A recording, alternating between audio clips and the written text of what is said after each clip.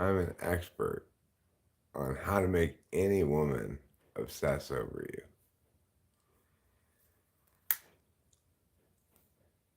Why is why are such videos popping up on my feed? Does YouTube think I need help getting laid or something? If you're tuned in to find out how to make any woman obsess over you, I have no fucking idea. The truth is, it's not possible to make any woman obsess over you because women, as I've mentioned before, I know this is hard for a lot of people to understand, but women, not unlike men, are individual people. I hate to be the bearer of bad news, but if your video is titled How to Make Any Woman Obsess Over You, you have failed to differentiate between different individual women and the fact that obviously they don't represent a monolith of cock-loving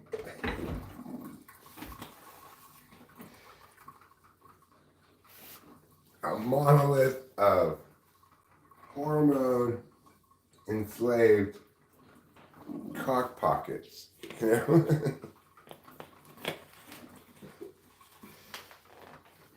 Hormone enslaved cock pockets. That's what we call women.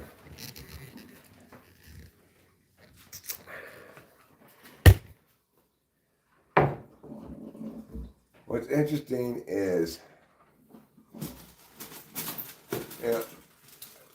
I see these weird things when I'm starting to live stream because my phone shows like a vertical scrolling of possible videos that I want to watch.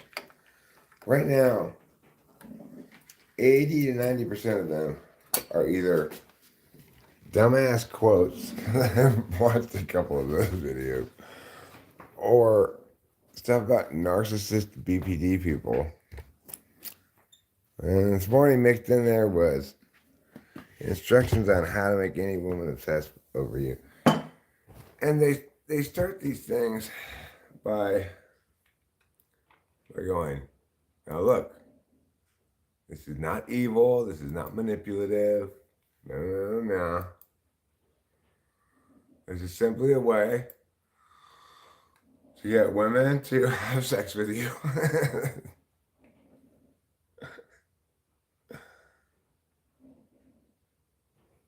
Well, I give you some advice. How to make any woman obsess over you.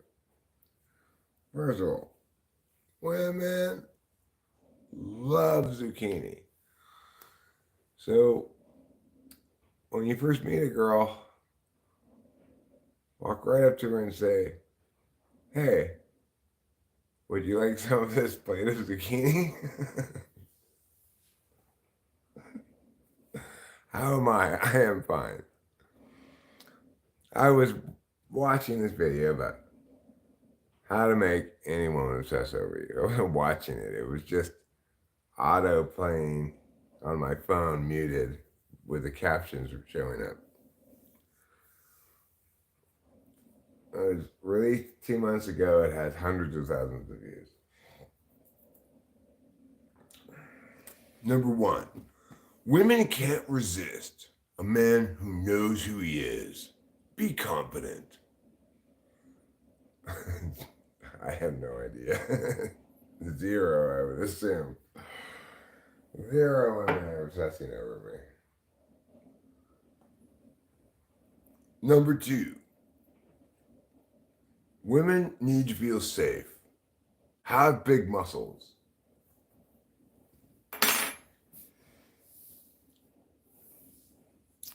Carlos Paiva, all of them. That's the answer. How many women are obsessed over me? All of them. They're like, oh, Eric.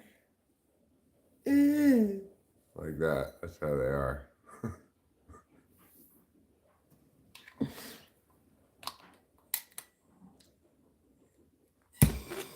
of that stuff actually works, believe it or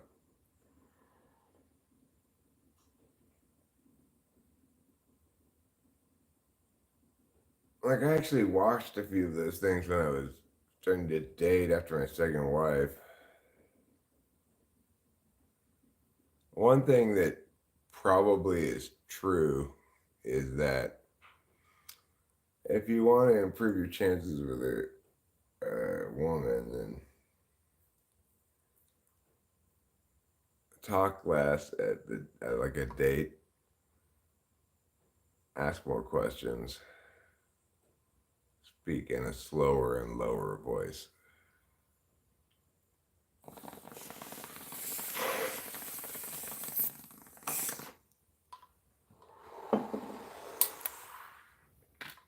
It's probably true.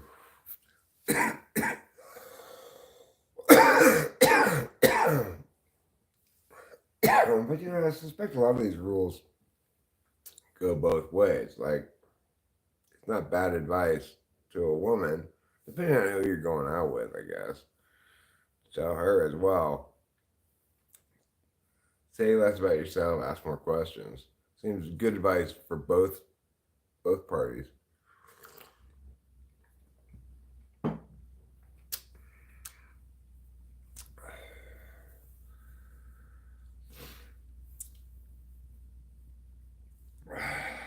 But I'm just a little bit head shaky about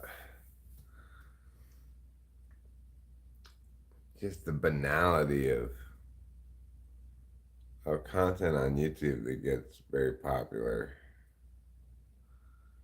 People want simple answers, you know?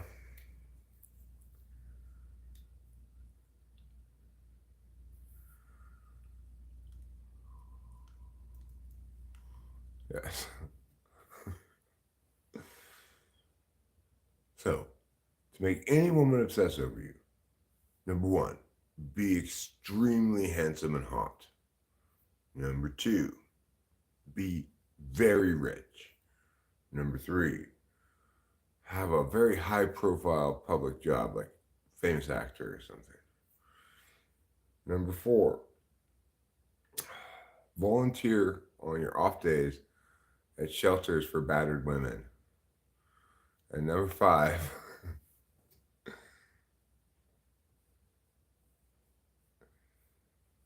okay, well, I define woman as hormone enslaved cock pocket, and I define obsess as have sex with you.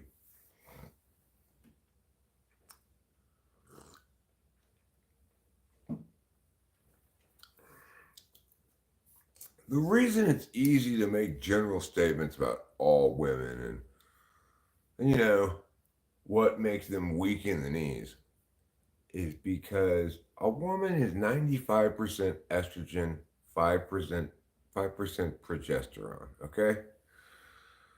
So they're all the same.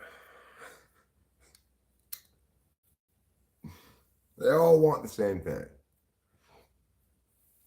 They all want a man who's in charge, but, nicely.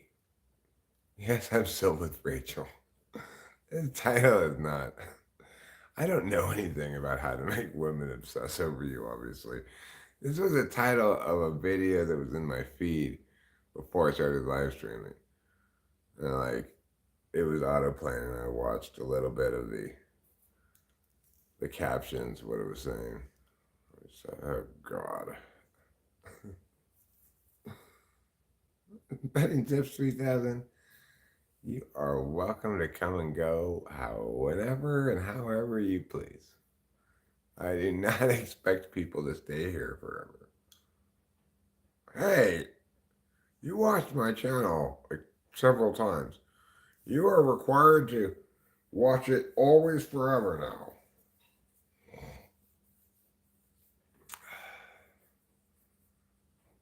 Shout out to people expecting true answers and being trolled over and over again. True answers to what?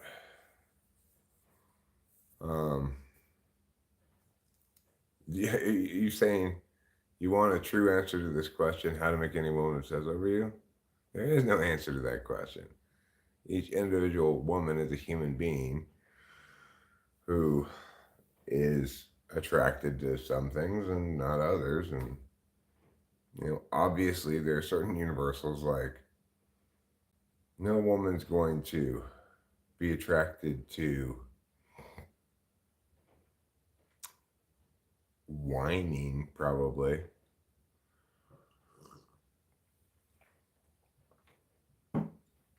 But, oh, come on, please. I don't think that's going to work. But, for sure, I understand the frustration when you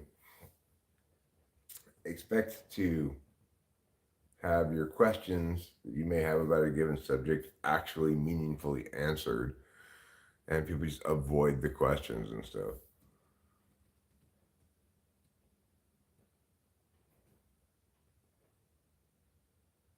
I asked ChatGPT to summarize one of those vids. You mean like a pickup artist video? Basically this simple.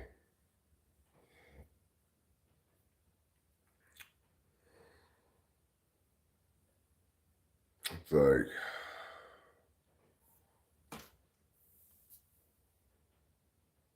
you need to have game if you want to fuck. Basically, what it says. Oh yeah, this is super alpha male.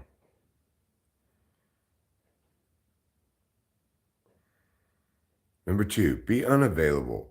Don't constantly text. Maintain some scarcity. Number 3, take methodical steps in dating pre-qualified partners. Spend time wisely. Number 4, communicate sparingly. Allow her to wonder during silent periods. In other words, make her feel slightly unsafe. Reciprocate positive expressions. Respond positively to her expressions of feelings. 6, focus on personal goals. Have ambitions. Build your empire. Do I have to be an imperialist? Again, make her feel slightly unsafe. Number 7.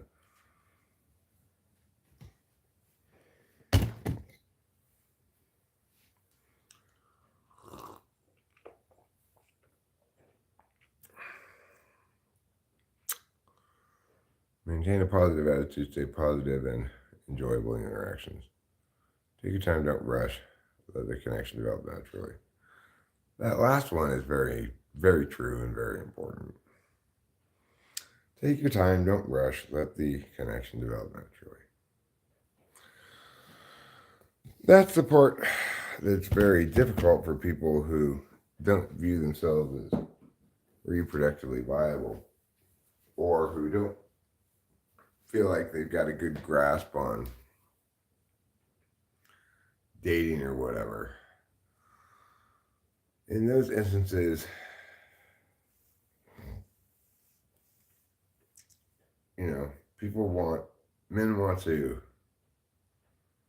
lock down a status potentially prior to when it, like, you're supposed to play it cool, right? But,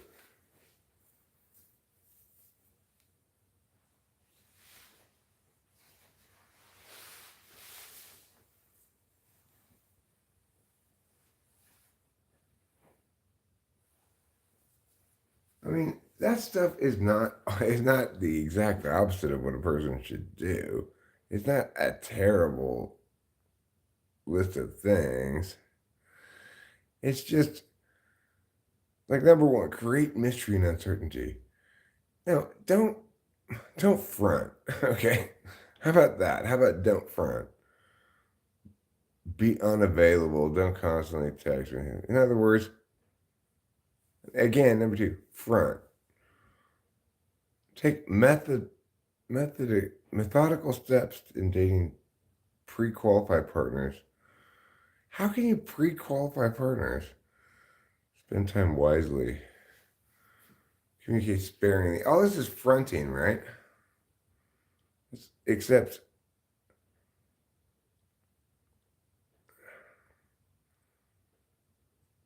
like focus on personal goals is not fronting. Avoid drama is not fronting. Maintain a positive attitude is not really fronting. Take your time, don't rush is not really fronting. But a lot of those ones are. Don't wear your underpants over your pants. Good point. Because, Acacia, all women don't like that. You would know if you were a real woman, okay? Real women want men who make them feel slightly unsafe, who front and posture in order to manipulate them into the outcome they want. That's what women want. They love it.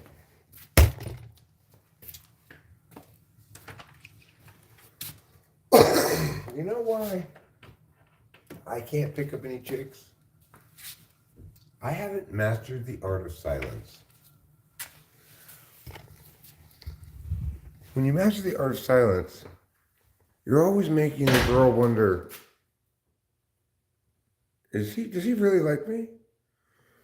Is there a problem? Did I do something wrong?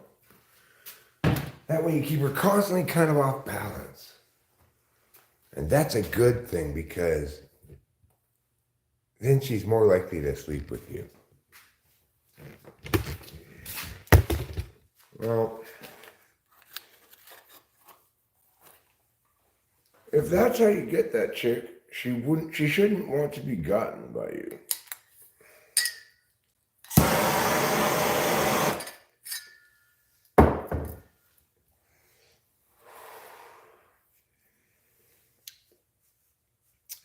How about going out of your way to anticipate when something might make your partner feel a little unsafe and prevent that?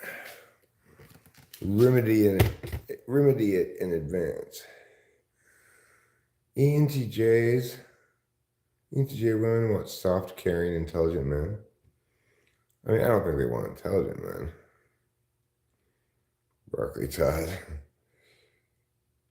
ENTJs don't like intelligent people. This is straight up heteronormative dating advice for men, okay? ENTJs don't like intelligent people. ENTJs are, we are married. Betting tips 3,000.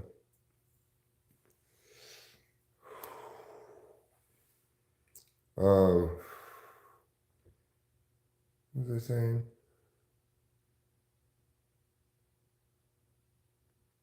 Yeah, ENTJs. ENTJs need to, okay, cool. ENTJs need to be the smartest person in the room. Yeah, we are. We're married. Yes, legally. We had a wedding. Her parents came. Her dad gave her away, the altar, all that shit, you know. It wasn't really an altar. It was just right out here in the front yard. But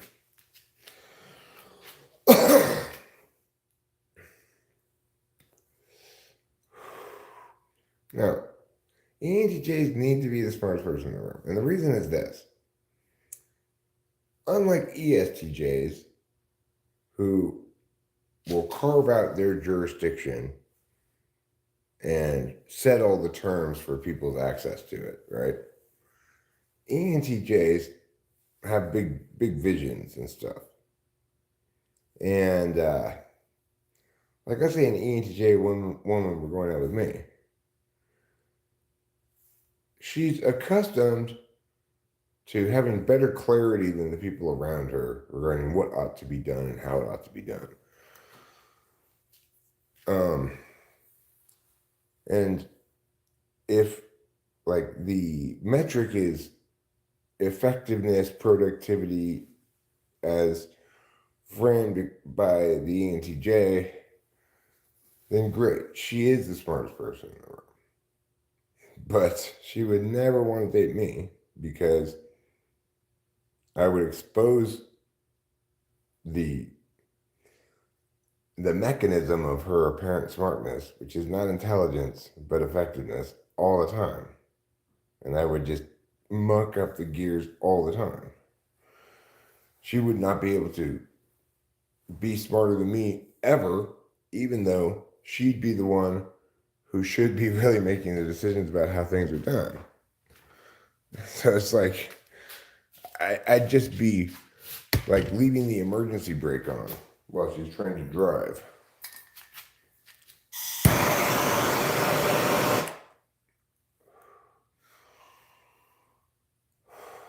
I think it's fair to say that nobody appreciates intelligence for its own sake. And with good reason, you know? Thanks, Ivar. I got these orange glasses actually for more of a practical reason. More practical reasons than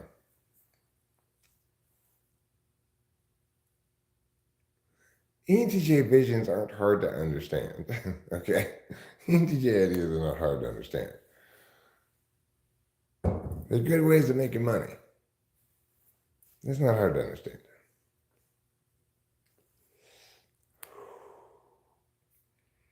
But they countervalue extroverted intuition for a reason.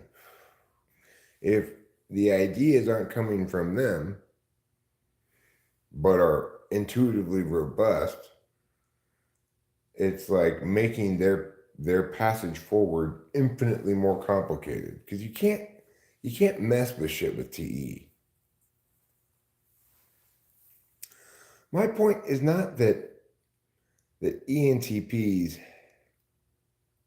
well, no, not money and status. They're all focused on varying kinds of achievement.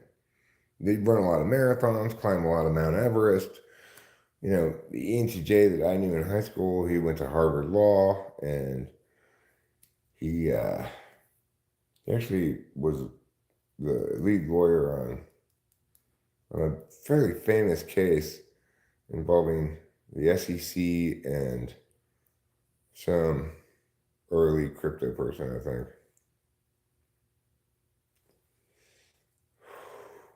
Right, countervaluing ambiguity. And what I would do if I were in a relationship with an ENTJ woman is constantly complicate the clarity that they have. And it might have been it. Carlos Bailey. Bailey Carell is the guy's name. It's Cameron's brother. Cameron's not the same age as me. I was actually friends in high school with his brother, not with him. The point is, it's like, by all conventional metrics, right? Everybody thought Bailey was the smartest one of like all of our friends and stuff. He got straight A's. I think he might have actually even been valedictorian.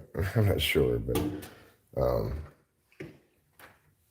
but I was never impressed, particularly with his intelligence. But I nevertheless kind of bought into as well the idea that because he attained on all those conventional metrics of being smart, that he was smart, right? So the thing is, what you'll see in ENTJs, like, I think Catherine Favre is an ENTJ, okay? I don't know for sure, but I suspect she is. And if you look at her stuff on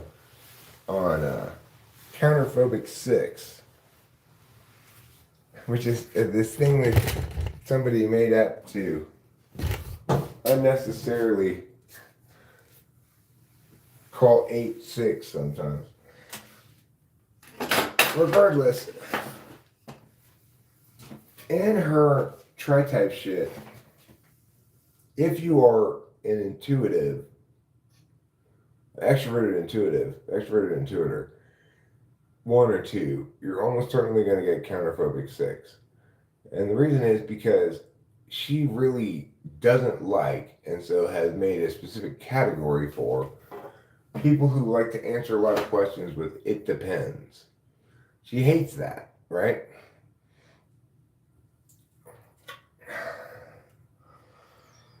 Of course, that's the difference between smartness and effectiveness. Smartness considers all the things that something depends on, right? It parses out, it directs attention to a general statement by determining exceptions, qualifying, negating in general, right? TENI is an almost entirely affirmative way of being. Affirmations begin really with a plan. Like in debate as it originated, when it was just policy debate, all affirmations comprise a plan. There's a plan text.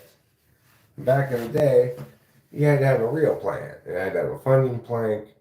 It had to meet all the stock issues, etc. Right?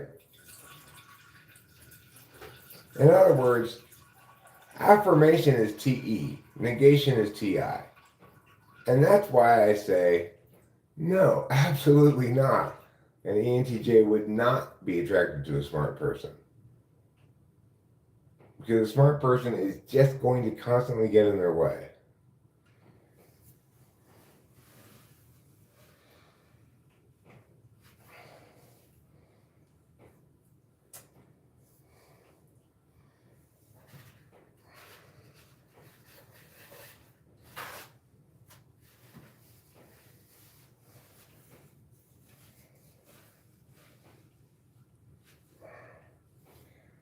Now, there are instances where you could see such a couple potentially working. Like, how desperately does Elon Musk need an ENTP wife to take over his ham-fisted handling of Twitter? He has no nuance regarding freedom of expression, you know? He's kind of like a ideational anarchist. The fact is, we can make more nuanced distinctions between kinds of speech than just censorship versus say whatever the fuck you want, wherever the fuck you want, whenever the fuck you want.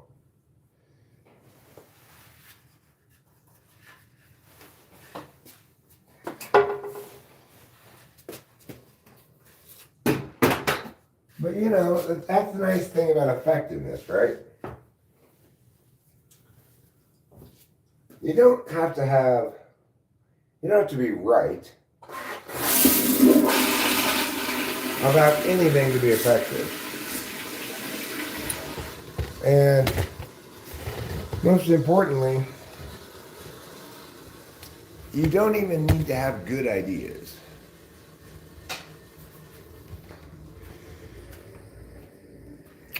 So, was it a good idea to change the name of Twitter to X? No. I think forever people will be referring to it as X, formerly Twitter. Well, I don't doubt that most anybody would agree in principle that some forms of harmful speech need to be censored. I mean, here's the thing, Dead Boy Klaus. I don't even want to blame the ENTJs or ESTJs for effectiveness being misattributed as smartness. It's everybody else in the world, it's society in general that does that. They may or may not internalize this societal conflation as I am so smart. Being effective, in some sense, means you're not spending a lot of time worrying about how smart you are. But the point is, we've got these heuristics that supposedly link to intelligence, things like being good at school. Well, I was never going to be the best student, no matter what school I went to, period. For obvious reasons. School is not rewarding intelligence in general, though occasionally, or in some subjects, maybe it does. But school as a whole is rewarding um, the ability to manage your time effectively and complete, jump through hoops.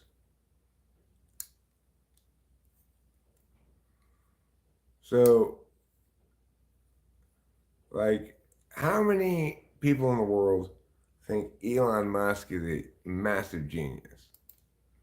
Tons of people do. He must be right, otherwise, how would he be so successful?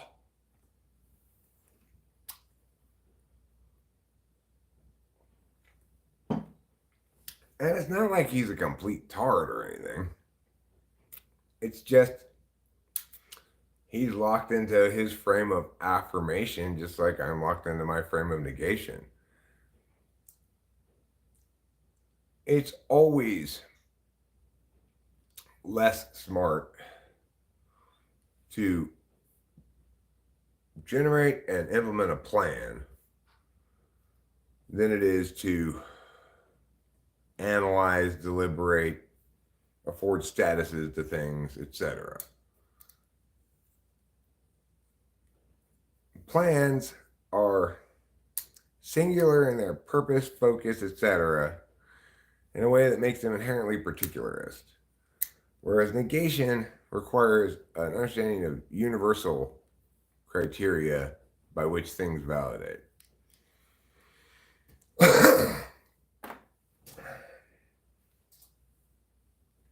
The tricky thing about being the negationary type is it's a lot harder for people to understand the value of negation than it is the value of affirmation.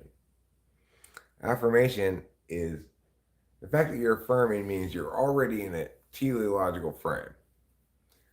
And so your criteria for success are already built into it. How do I know if my plan's a good plan? Well, what's my desired outcome? Will it attain that outcome? Are there better ways to attain that outcome? Will it, in attaining that outcome, do harms that outweigh the benefits, etc.? You're automatically locked in to a clear path to establish that your plan ought to be affirmed. The main guy in South Park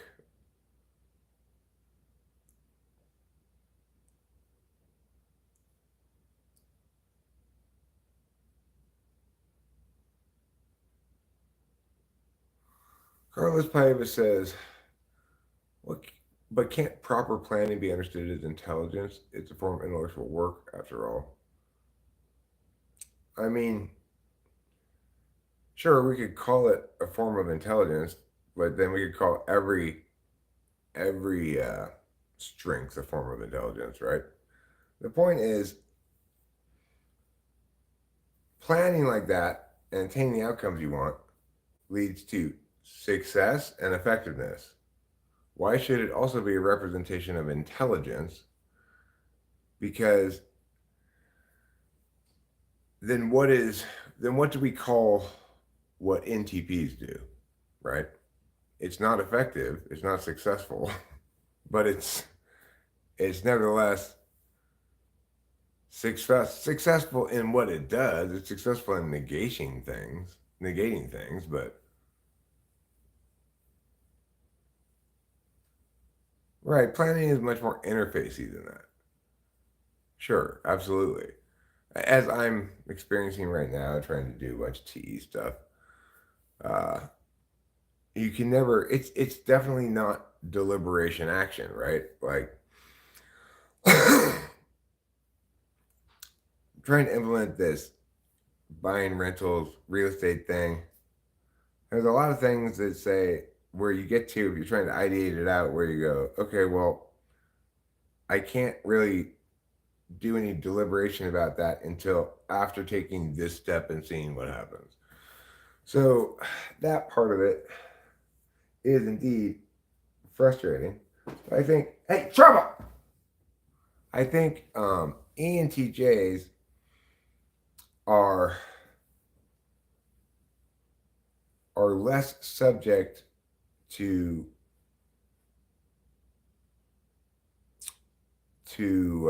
I guess their interfacing is a little bit less localized than ESTJs. In other words, the way that they pay attention is such that the things they look at and then adjust to in an interfacey way are higher frame things than an ESTJ does.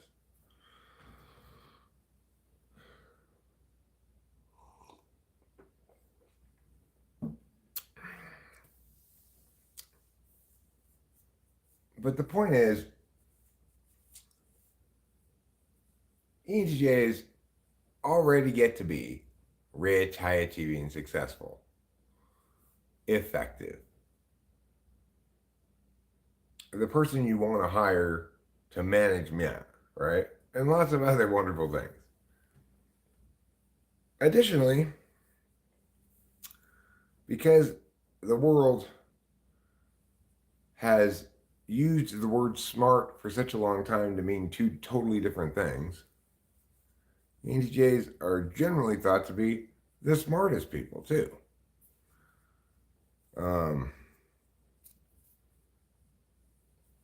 But intelligent people ultimately are, I mean, intelligence is first and foremost negationary because it's saying, hold on a second before we take any action. Let's make sure we've discussed this enough. And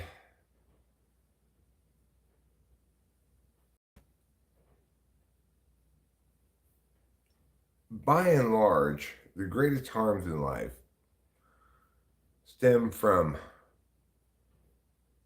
taking ill-considered action, not from excessive hesitancy and failure to take necessary action. Sometimes, yeah, but by and large, the actual harms of the world stem from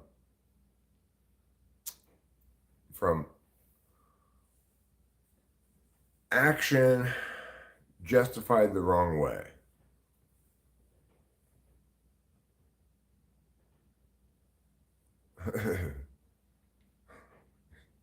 I had a serious dad voice when I screamed at trouble just then.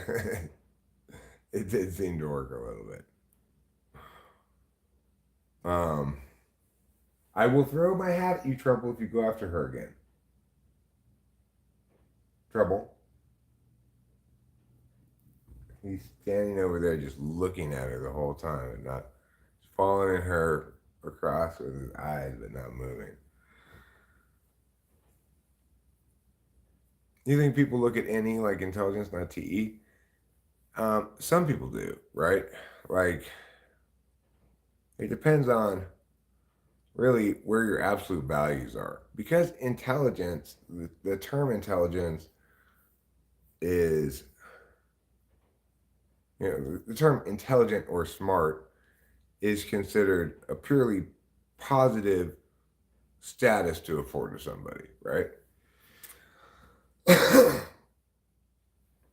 So if you're somebody who countervalues negation or countervalues TI or countervalues extroverted intuition, then you're definitionally already not interested in drawing precise distinctions between terms, and you you're just gonna go calling this somebody intelligent is a compliment or is to afford them legitimacy. I don't like this person, therefore I will interpret TE as intelligence.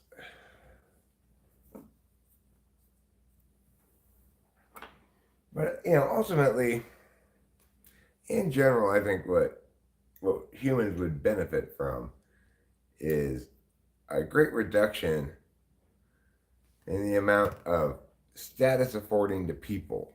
You know, like who cares if I or Joe or anybody else is intelligent or not? We're only ever dealing with specific things being said or done, right? So many of the things I say are very intelligent. It doesn't matter if I'm smart or not. If I were a complete tard and saying exactly the same things, the things would be the exact same level of intelligence.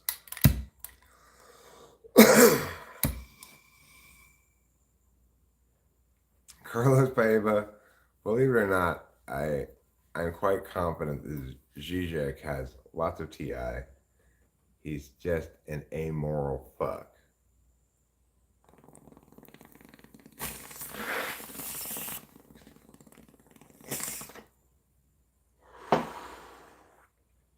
He's that's an ENTP's TE there. All right, communism's bullshit, but I want to bang a bunch of college co-eds and do a bunch of cocaine, which is expensive. So what I'll do is I'll put together these really thick piles of bullshit,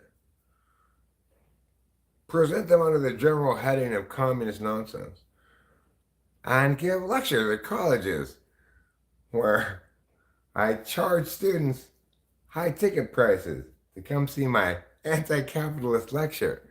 Then I use the proceeds to buy a bunch of cocaine, and I bang whichever one of these co-eds that will sleep with me. All right, the other possibility is ENFP. That's possible.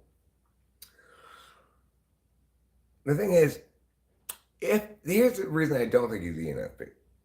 If he were in ENFP, it would be easier to untangle his garbage. Zizek in debate, the only way I ever use any Zizek is as a time suck. So your student reads the Zizek card, you tag it with whatever you want, and let them figure out why the card doesn't say that, right? ENFPs aren't TI good enough to hide their TI mistakes that well.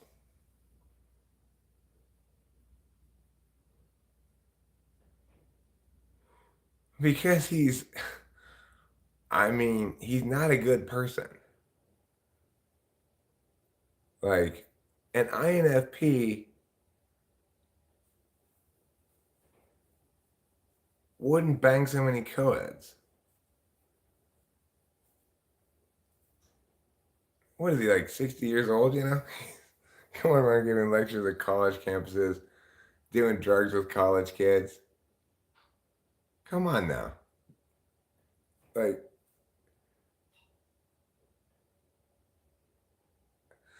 well, if he is genuinely, if you're right, Carlos Pavin, and he's really just that stupid, then he doesn't seem bad to me. He just seems stupid. But having dealt with his cards before, his bullshit is tightly woven in a way that I don't think ENFPs can do.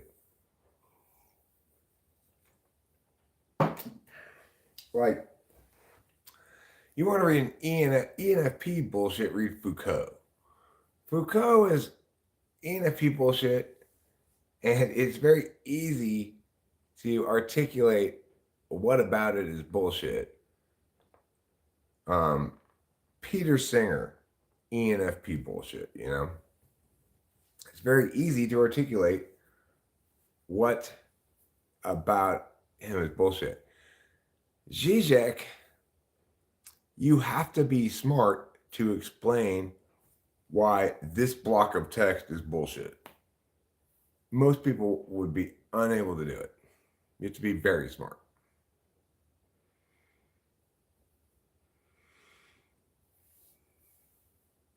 Foucault? Oh, Zizek. I didn't see that. I didn't see that debate, but I don't know Zizek from hearing him speak or anything. I know him from his writings as debate cards. So,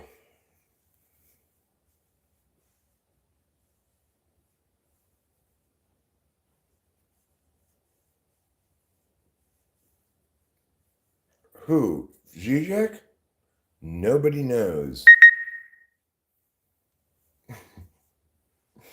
Whatever you want the card to say in the debate round, you just tag it like that. And let the opponents try to figure out why and how the card doesn't say that.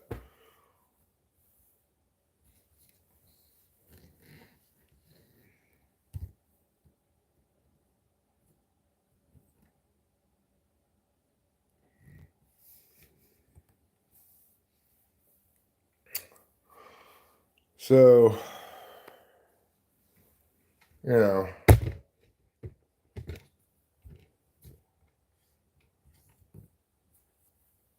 that's why I doubt he's an ENFP, but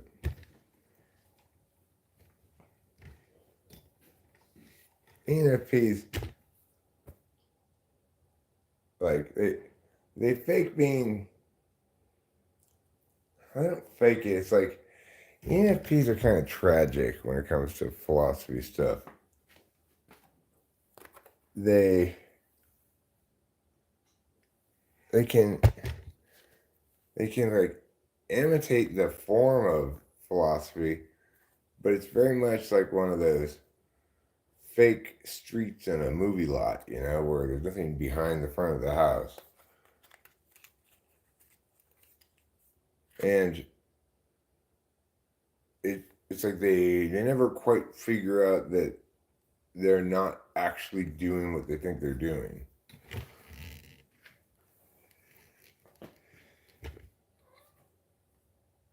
Yeah, I know. Peterson said TE himself. Awful. The crazy thing is, even though Jordan Peterson is no doubt very TE, he is taking the role of the advocate for a lot of what normally might be considered TI positions. So, of course, how does it play out? Who's the most famous TI thinker? I TE'd on him. It just goes to show you, right? Why isn't David Berlinski a billion times more famous than Jordan Peterson? He's not a TE dom. He's a TI dom. He's an INTP. Possibly an ENTP.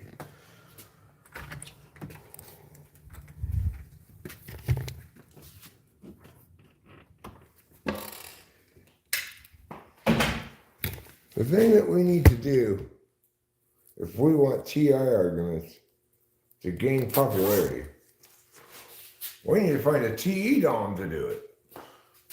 I'm going to get my coffee.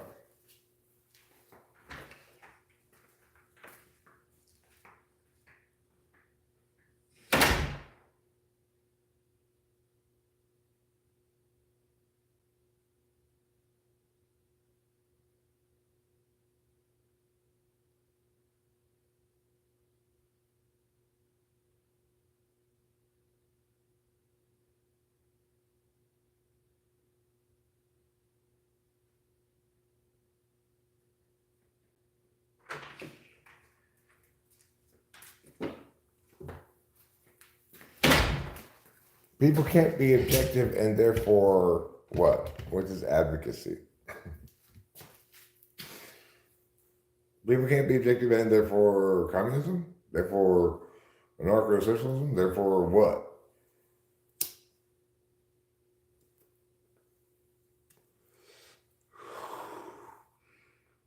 Like I can tell you Foucault's advocacy for a criminal justice system. It's he presents a notion. It's a laughably insane notion, but he presents a notion. I can clearly articulate what it is. What is Zizek's advocacy? Tell me that.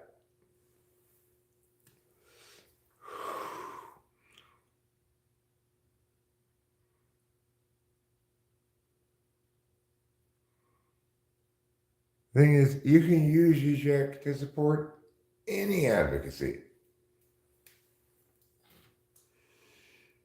Because he's making bullshit observations about human nature and stuff, but not actually linking it to any advocacy himself. He's not negating anything. And I guess you could say he's affirming relativism. But,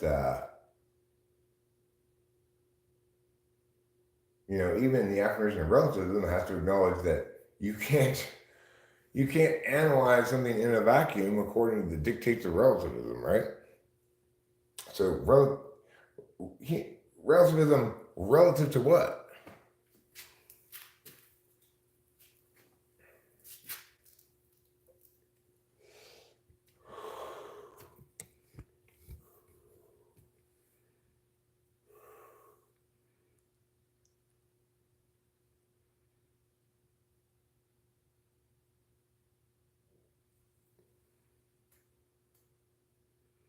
I mean, normally when people argue moral relativism, they're arguing in favor of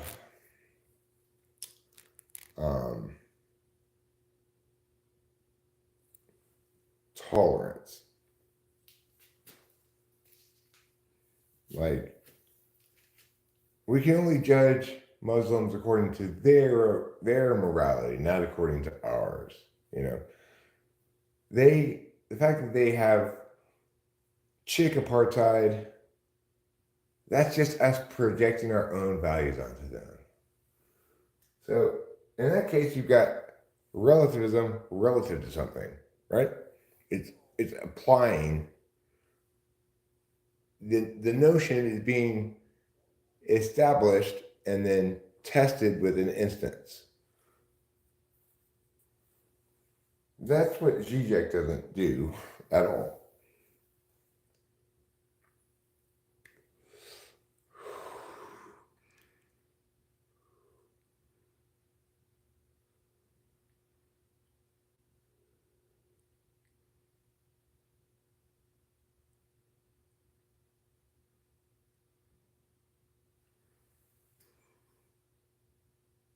It's like increasingly I understand human frailty as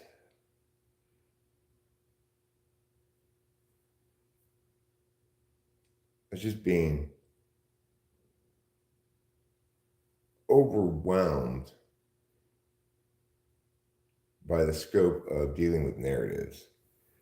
Like, because people have they don't, for whatever reason, almost nobody seems to do what I always and reflexively do. Not nobody, some other people do as well, but which is say, like, when you hear something, go, okay, well, what kind of argument is this?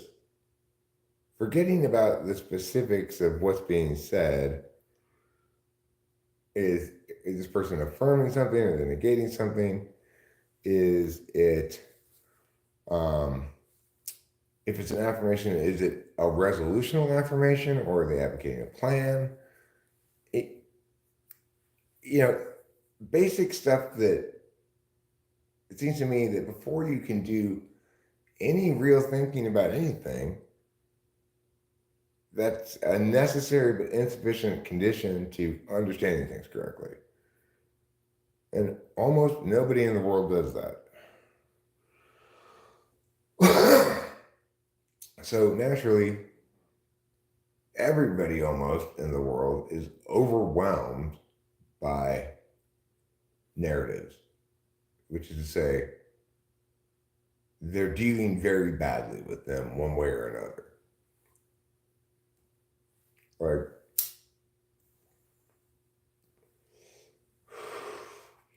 you see people who know for sure their political team, and I view them as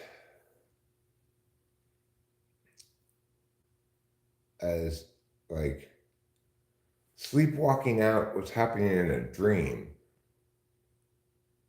convinced that they're awake and doing something, but it's all just a dream. Because narratives engage them, they don't engage narratives.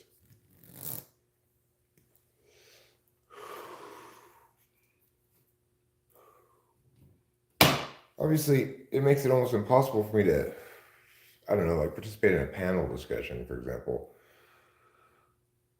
because Joe's saying blah, blah, blah, blah, blah, blah, blah.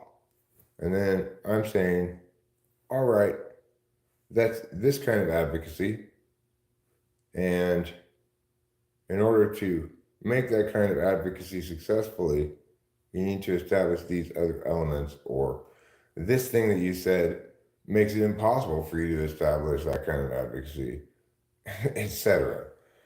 And if I were to say that to them, they would have no idea what I'm talking about.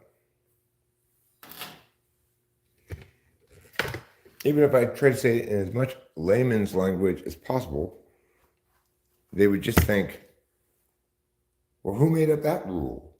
Right? They wouldn't get that it's necessarily the case given a bunch of things, right? That when we draw distinctions between things,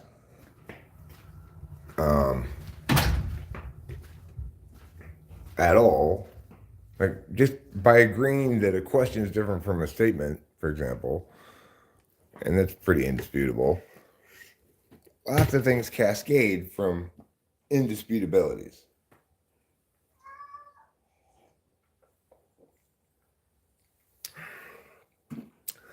Well, you have to understand what a narrative is and what role it plays in your analysis, decision making, whatever, before you can even conceivably select the narrative that serves your interests most. Because for people who don't understand how words really work,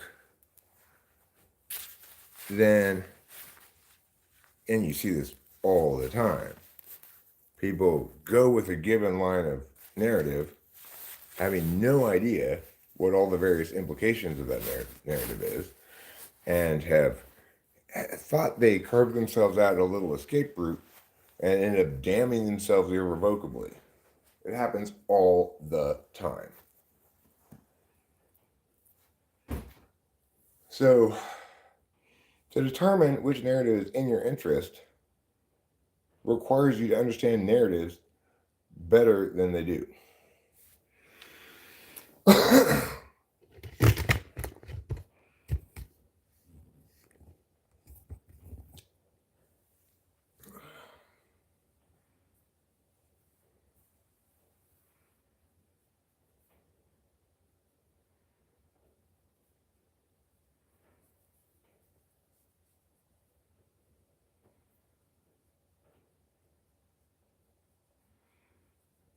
Well, I'm not sure of his type either, to be honest. I can only be sure that he has lots of NE and his logic is defective. Oh, Zizek?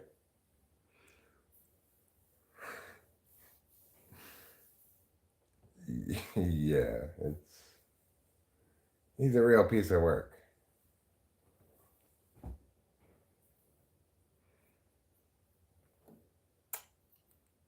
He's not the kind of date you want to take home to mom. Mom, I want you to meet my new boyfriend, Zizek.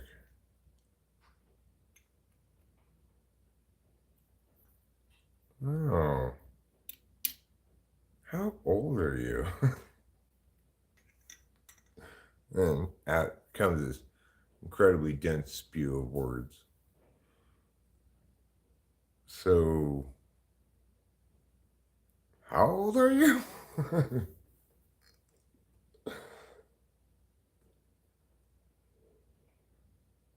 How about you operate within the frame of their narrative with direct argumentation toward your favor? Well, I mean, here's the problem, money.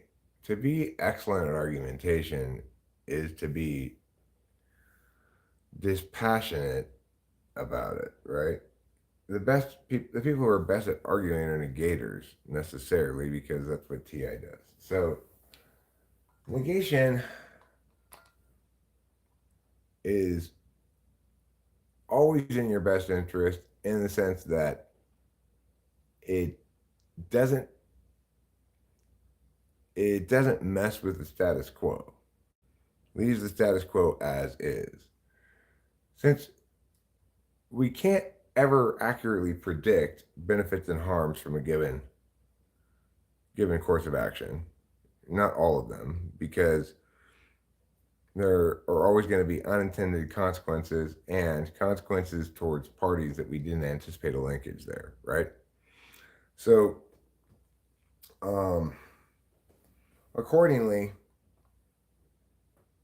it's never not in your interest to negate. That's why we always default to negation. If the after the meet is burden to affirm, we do nothing. So,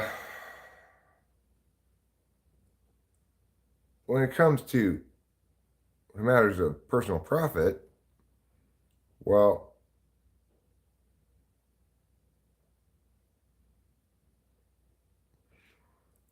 obviously it's better to not care about the net impact calculus as long as you can isolate the impact calculus for yourself. So the these people who bought the hill across the street, they appropriately and understandably calculated things from a TE frame of reference. We want to live on this nice hill in this nice neighborhood, and we're only measuring things in terms of harms and benefits to us because that's all that we have to care about thanks to property, you know? And that's a good thing. There's nothing wrong with that. But the point is, TE never does a real impact calculus. Although TE justifies its advocacies with an impact calculus, it doesn't actually do an impact calculus because it can't and shouldn't. If those people did an actual impact calculus, they'd see that the harm done to their neighbors on balance would outweigh the benefits to themselves. But it's their fucking property. They can do whatever they want with it, right? And they should do what they want and what's going to benefit them and not worry about how it's going to annoy me, right?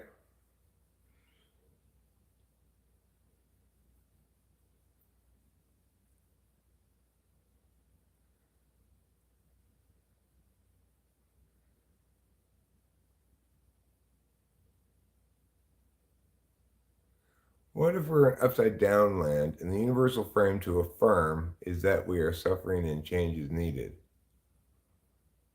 Okay, well, the statement, we are suffering and change is needed, is a resolution that you might choose to affirm if you do affirm it, and if what you're asking is, let's pretend that resolution has been affirmed,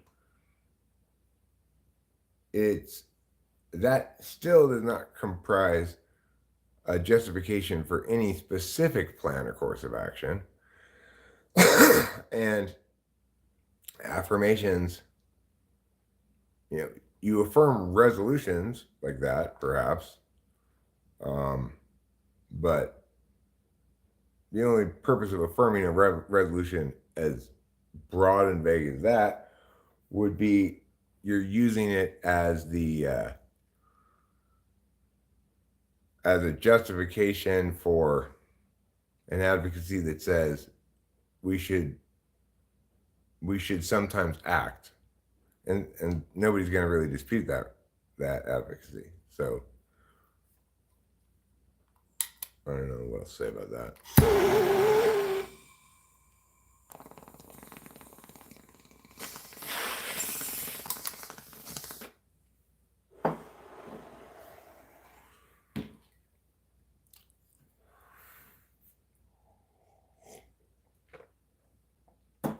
It's like it is the case that sometimes we should take certain kinds of actions as a government or whatever, but we should not get those. There's two distinct areas of thing that we have to distinguish between. When you're making decisions regarding your personal life, you're doing so in a civil society that TE has already framed out boundaries for you, such that TI has already framed out boundaries for you, such that you don't need to worry about the TI elements as long as you understand the rules.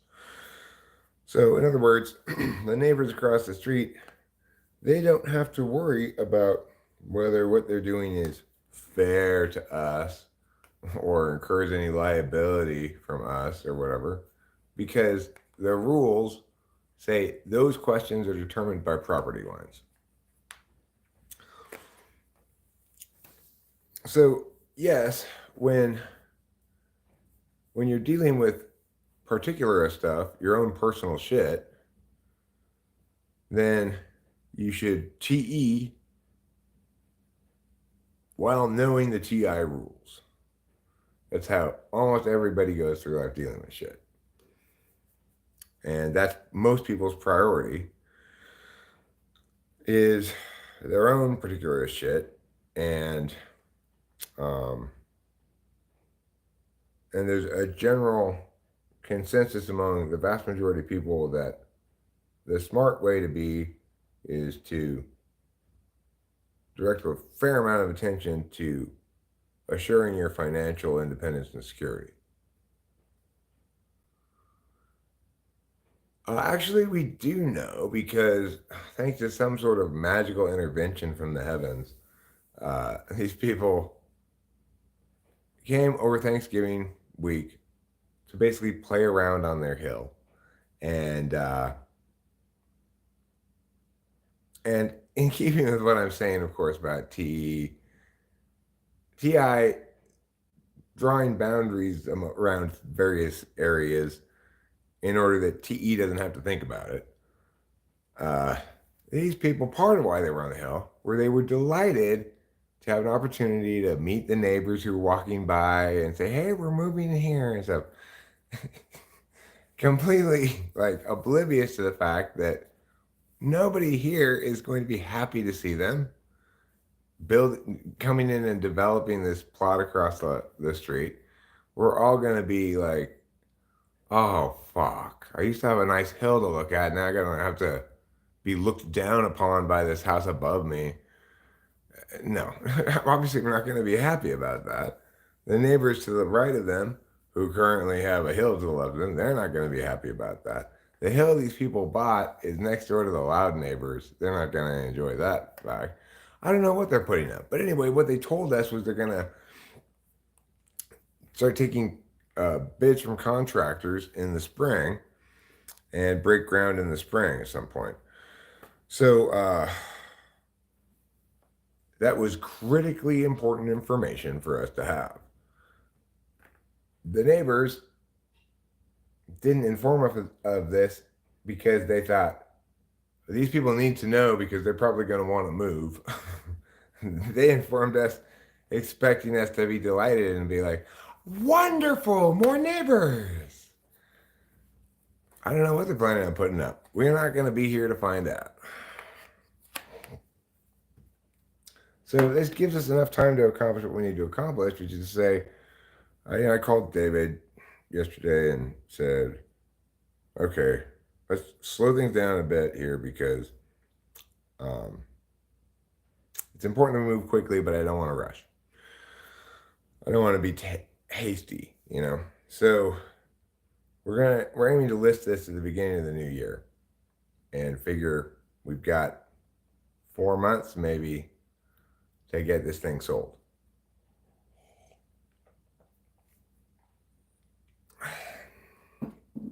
Well, the point is, until they break ground, until they return in the spring from wherever they live and start messing around on the hill again, anybody looking to buy this home, there won't be any indication that's going to happen.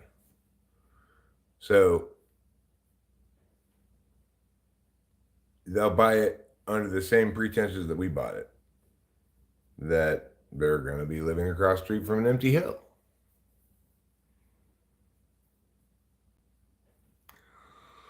The point is, though, once they begin even being at and around the hill all the time, then you're going to be dealing with the possibility that people coming to look at the house are going to intuit, directly see, or otherwise become aware of the fact that they're starting construction across the street. If they're anything like me, that's going to make this that's a deal breaker for them right off the bat. So it's important that we get it sold before April, into April.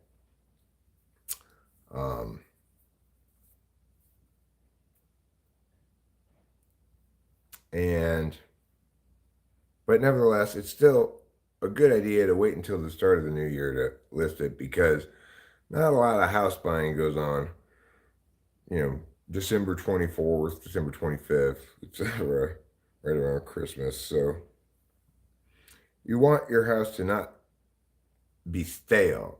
You don't want it to say on Zillow 182 days on the market or whatever. So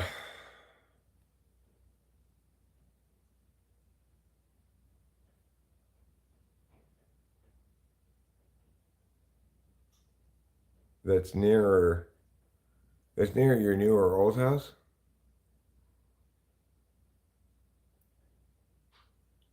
I mean, I'm not sure what exactly you're asking, but they're building across the street from this house. We're going to move to a different house in the same county. It's going to be we're going to downsize dramatically, because we've got a plan in place where we're going to buy a set of single family home to rent month to month, and we're going to live in one of the first two that we get until we've got the whole thing set up. At that point, we'll have like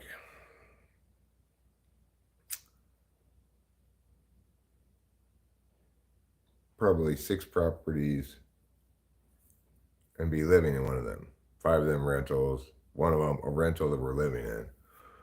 At that point, we'll see what resources we have available and make a determination about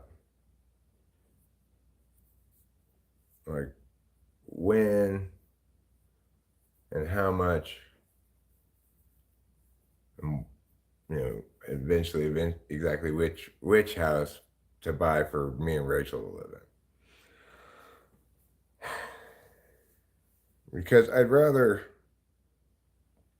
live in a modest home for the next couple of years and then get a truly pimpin' place that I really want. It has everything I want. I'd much rather do that, even if we have to live in a monotone for the next 3 years, than compromise on the home we eventually live in. I never dreamed this home to be a compromise, but I now see it as full of compromises. The top compromise of all that I've had to make to be in this home is we are in an area of Mariposa where lots can be as small as a half acre, which means there's a lot of neighbors crammed in here. This is not the low density, isolated in the forest dream I ever really had. It's a compromised version of that. But when this process is all done, and even if we have to, let it run for a couple of years before we feel ready to get the home of our dreams, well, we'll let it run for a couple of years, It's also conceivable that once everything's all set up and maybe let it run for a couple of years, that if we still can't afford to get the level of pimpin' house we want, that we consider even getting a mortgage for part of that. We'd at that point have plenty of collateral to put up for it, but also a decent looking monthly income, and be able to demonstrate a capacity to make the monthly payments, and also,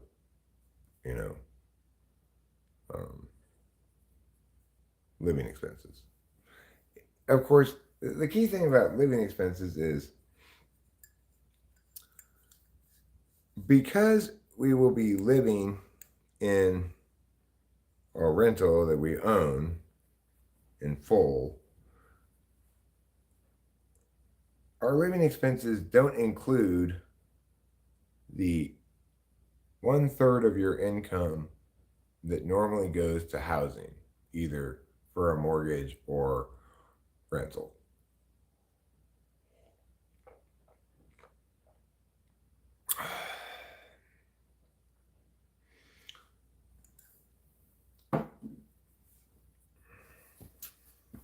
But heretofore, Rachel and I have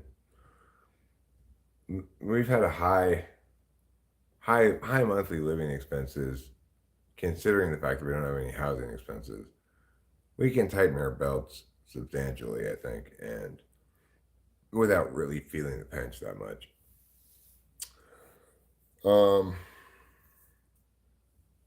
Obviously, the bigger the gap between how much we spend and how much we bring in, the faster we accumulate capital that can be directed to our eventual awesome house. TWFP Ranch. That's what I'm imagining.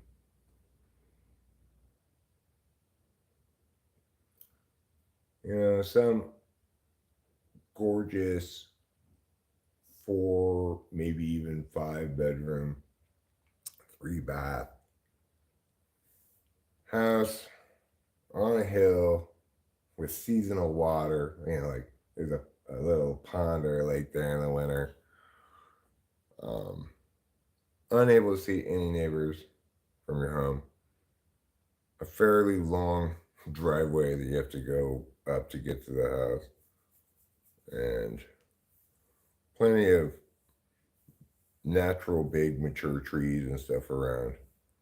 but also views. Can have all of that. We're gonna tighten our belts on.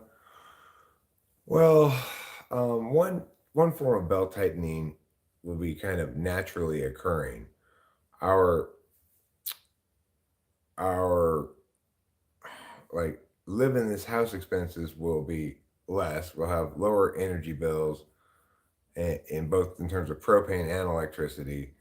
Um, we will have lower trash bills because getting trash service out here is like, over $200 a month. It's pretty expensive. We won't have any water bills because wherever we buy, almost all of Mariposa is on well water. So, um, and then the other thing, another part of the belt tightening is just a naturally occurring one. When we moved in here first, you know, we weren't accustomed to having money. So we went out to eat a lot. We didn't really think about, like, oh, this frozen dinner's too expensive. We just buy whatever we want at the supermarket, etc. So some of that belt tightening is just naturally occurring anyway, as we realize that it's both good and easy to spend less money if you are just a little bit attentive to making smart purchases and stuff. Uh, One area that we can belt tighten on is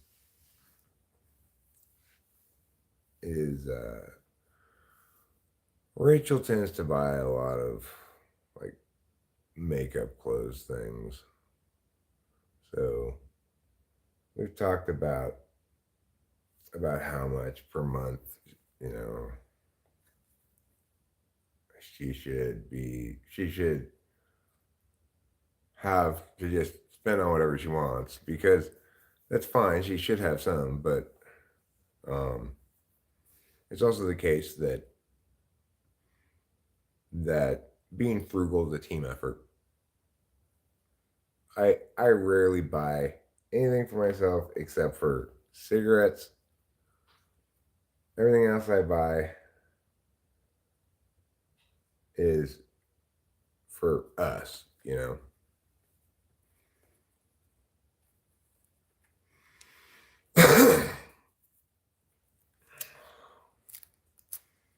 So there's that.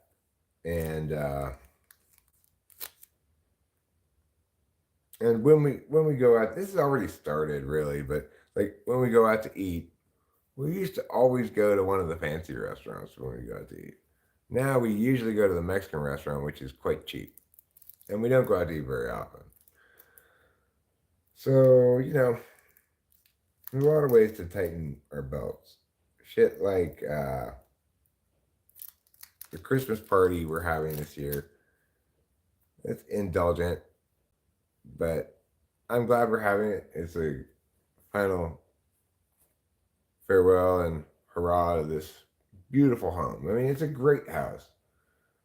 Uh, and, but nevertheless, like, this, we, we, we planned this Christmas party and hired someone to decorate the outside of the house and participate in this home tour thing before any of this plan occurred, right? So great. We already paid for it and everything, so um, let's enjoy it as best we can. But that sort of thing is not the sort of thing we're going to be doing going forward. So,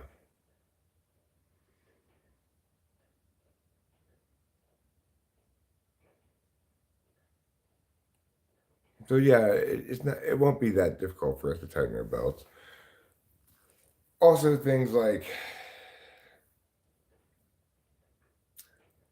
well, I kind of think this one's important, but like we go to LA probably once a month, stay in a hotel. that ends up costing, in total for the trip with eating in fast foods, gas, hotel. It ends up costing like $300-400, or four.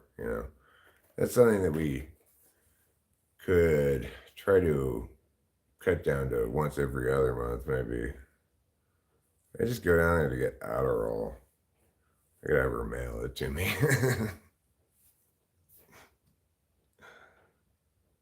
So these are some of the many ways in which we could tighten our belts.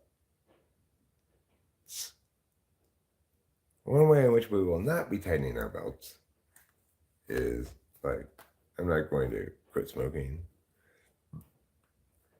Smoking doesn't cost that much, really, compared to a lot of things. Smoking is one thing that inflation has made relatively to everything else cheaper than it was before.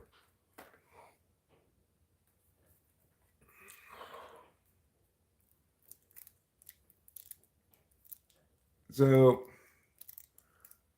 one more thing to say about financial stuff, and then I'm going to change the subject because I don't like talking about it really. But I'm going to invest some, not very large amount of money, not a very large percentage of the money we have to invest, into Cardano. I recommend it. It's obviously high risk, high reward, as all crypto is. But the thing to remember about most crypto is it's high risk, medium-ish reward. Cardano is high risk, high reward because it's at 38 cents. There's a couple of things down the road that are to be released relating to Cardano, that, like site apps that have a decent shot of boosting the price.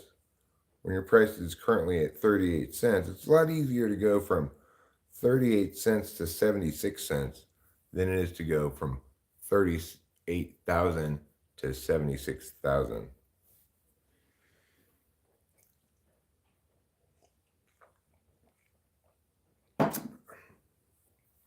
A lot of people say that. Delilah also said that. The other element to Cardano that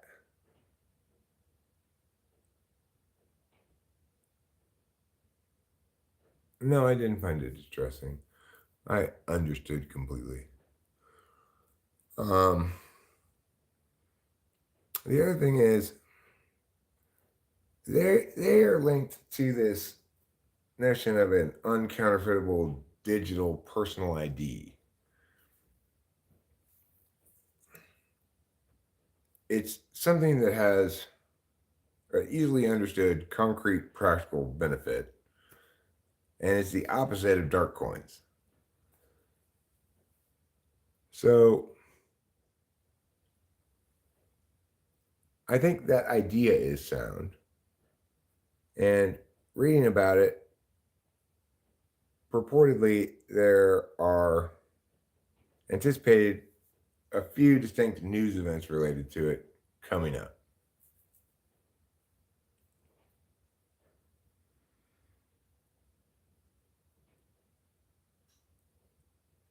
You've been reading the Cardano may go down to 6 cents per share, soon then climb once again.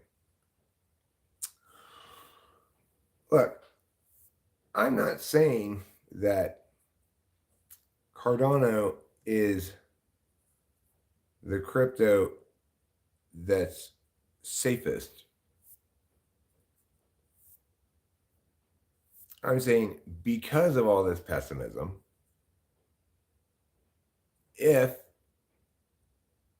the news events anticipated coming down the road, 3 distinct ones that I read about, I think,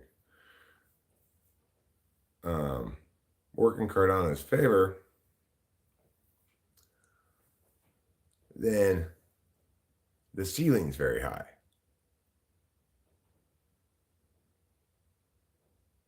I mean, Delilah handles that. She's got Coinbase or whatever. She disliked the idea of Cardano too because her boyfriend Elliot lost several $1,000s on it already. But if you want to have any opportunity at all to accomplish something equivalent to getting into Ethereum or Bitcoin towards the beginning, you're going to have to pick something that's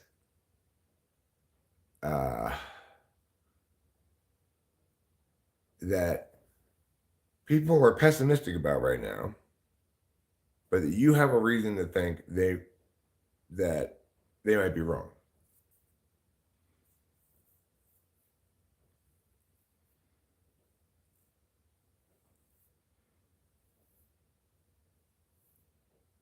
No, I was reading articles about stuff. The thing is, remember most of all the following thing. I'm talking about investing a small amount of the total capital we have to invest in a high risk, high return speculation, right? It's part of a diversification approach. If you want to have a chance to make a lot of money on not a huge investment, then you're going to have to find something that's currently in the cents area, not in the dollars area. Well, from the reading I did, the reason is this essentially. I see there as being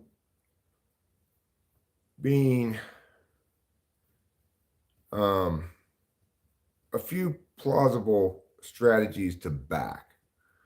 Like the one that's considered the direct competitor with Cardano is called like Solaro or something like that. Solano or Solaro. I think that would be a good choice too. It's currently favored by everybody, right? Over Cardano. I don't remember what it's at, but it's like, I don't know, it's like $160, $60 or whatever.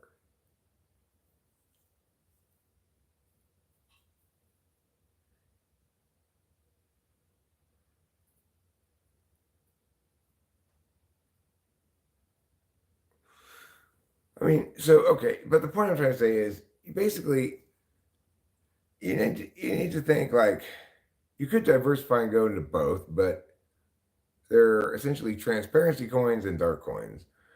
And you know, if you want to bet on actual utility, buy Monero. Monero is what people actually use on the dark web to buy drugs and stuff. So it has a distinct advantage over everything else in that regard. It's actually used as a currency that is necessary. In other words, just like the yen is the only currency accepted in Tokyo, Monero is increasingly the only currency accepted on the dark web. So that gives it a real leg up over really any other coin. But it also makes it most susceptible to regulatory harms.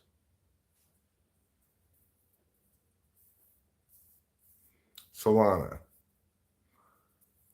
The top 7 cryptocurrencies predicted to be the next cryptocurrency to explode in 2024 include Bitcoin, Ethereum, Solana, Cardano. Okay, so of those first 4, which is obviously the one to buy?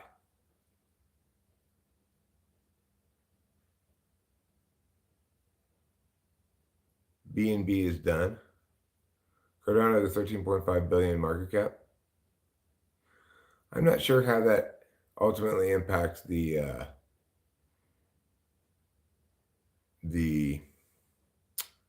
value of it. I'm not super knowledgeable about crypto, but my point is, of those 4, you've got the Bitcoin at 36,000, Ethereum at like 1,200 or whatever it's at, Solana's at $60, Cardano's at 38 cents. Which one of those first 4 on that list do you buy? which has the possibility to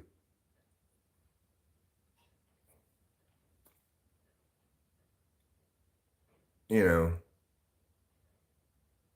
to not just double but quadruple, octuple, 16-uple, or whatever. No, it does matter. It does matter because of people's psychology. You're not understanding the psychological aspect of this. If you are correct, if I put $5,000 into something that has a coin unit price of $5,000, I only get one coin. That's exactly the same thing as if I put $5,000 into something that costs $1, I get 5,000 of them in terms of the investment results, right? But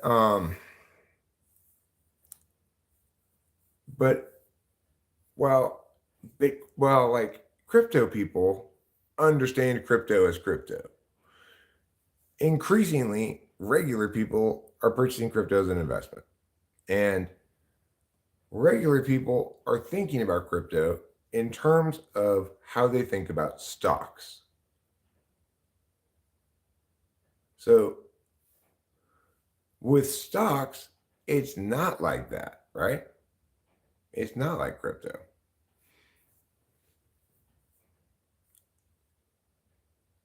Because people who aren't crypto heads are going to view crypto like stocks. There's a lot quicker acceleration curve for something that has a small number on it, like 38 cents. I mean, look at me, right? I'm excited about it because it's just 38 cents. You're explaining to me that that's not how crypto works. It's not how really anything ought to work, right? It doesn't matter the number. It matters. What matters is the amount invested. The point of crypto is that it's endlessly divisible, so it doesn't matter at all. But here I am, a very bright guy, nevertheless enthusiastic about one that's 38 cents.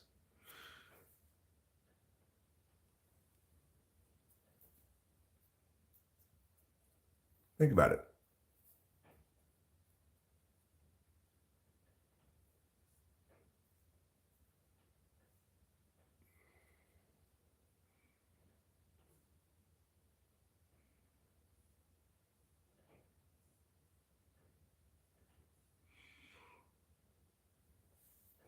Well,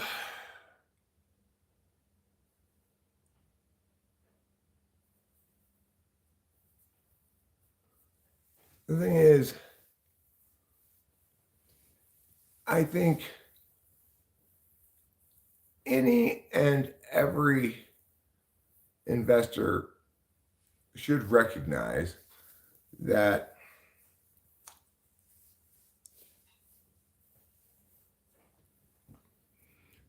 like our financial plan here is extremely safe, extremely conservative, extremely wise, and extremely focused on keeping principal safe as equity in property while concurrently generating monthly income, right? It's everything you want a safe, sane, long-term investment financial plan to be. But every smart investor should, in my opinion, direct a small amount of their potential investment monies into some gambles, right? Very high return possibilities, but also high risk. You don't want to put much of your money into things like that. But if you have a couple of long shots, you've got a little bit of change in a couple of different long shots, then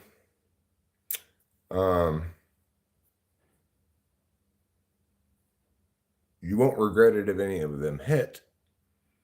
If it's a small enough amount of your total investment capital, it won't hurt that bad if you lose it. And if it's a small enough amount, you can hold it indefinitely, right?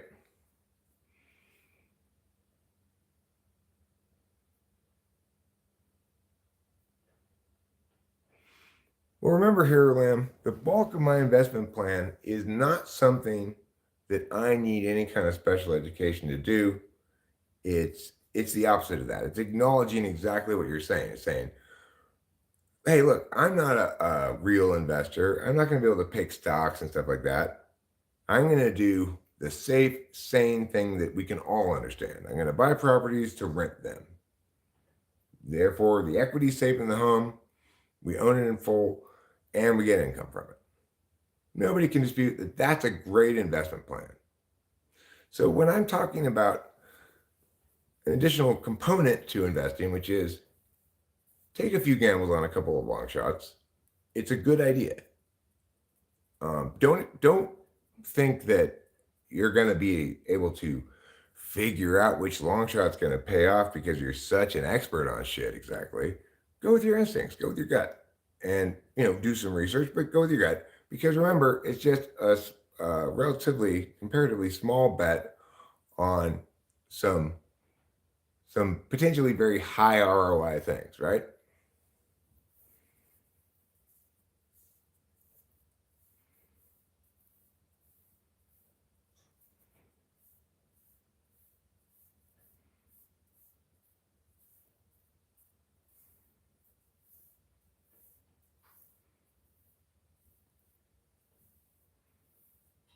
It takes character to sit with all that cash and to do nothing. I didn't get to where I am by going after mediocre opportunities.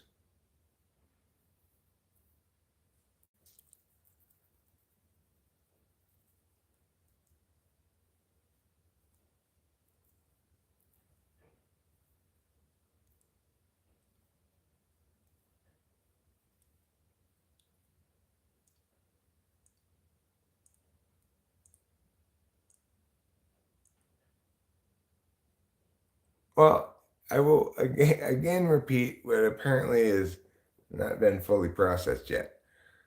I'm talking about putting a very small percentage of our total investment capital in something high risk, high return. I am not talking about going all in on crypto or anything, right? The thing is, your best chance of popping a high return on your investment is crypto, and it precisely because it's very volatile. So we can no doubt anticipate that the price of most any crypto is going to buy is going to go through periods of maybe doubling what you paid for it and then having what you paid for it. Maybe within a couple of month period, right? If it's a small enough part of your investment portfolio, you can hold it as long as you want. And if you're watching that volatility carefully, and once you go, okay, well, when it gets to double again, I'm going to sell this shit, then great, no problem, right? Because of the volatility, you're not going to have to wait as long as you would with, say, a stock. And most importantly, if it's capital that you're not going to need to pull out for anything, then you can be patient and just wait for that right peak. So then, even if it goes down, you go like, oh God, I'm going to lose it. You can wait at least till it gets close to back up there, you know?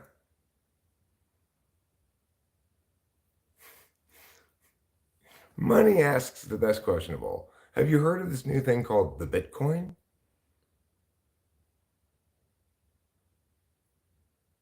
Right. Well, everybody should have um, not just diversified in terms of risk, but in terms of time frame too. So you do need to have some short-term investments if you want to, or potentially short-term, if you're dealing with high risk, high return stuff. that has high volatility.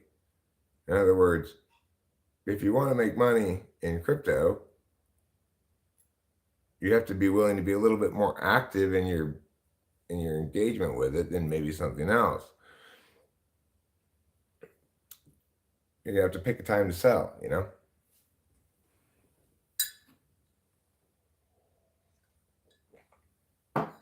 You don't want that to be much of your investment portfolio, because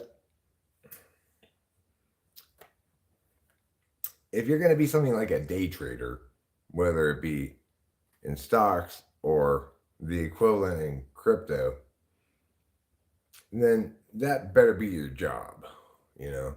You better be doing that as a job. And even then, I think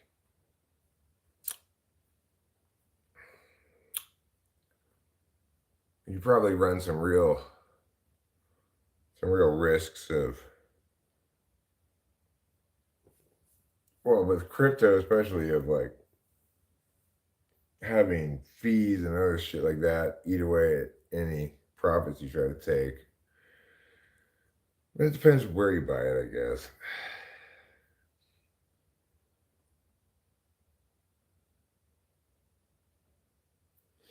Regardless,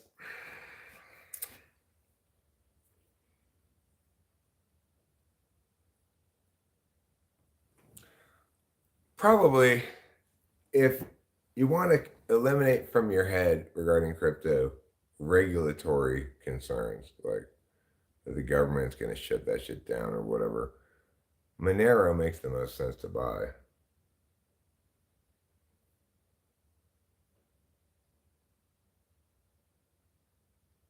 It's the fiat currency of the criminal world.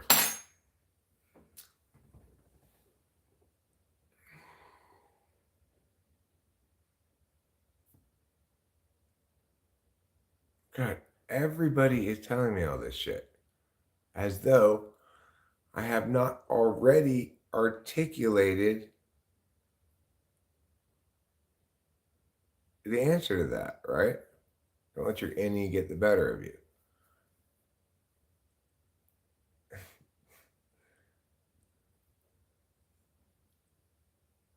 I have the most sound, safe, conservative, non-creative, non-gambly, conceivable plan for my family's future.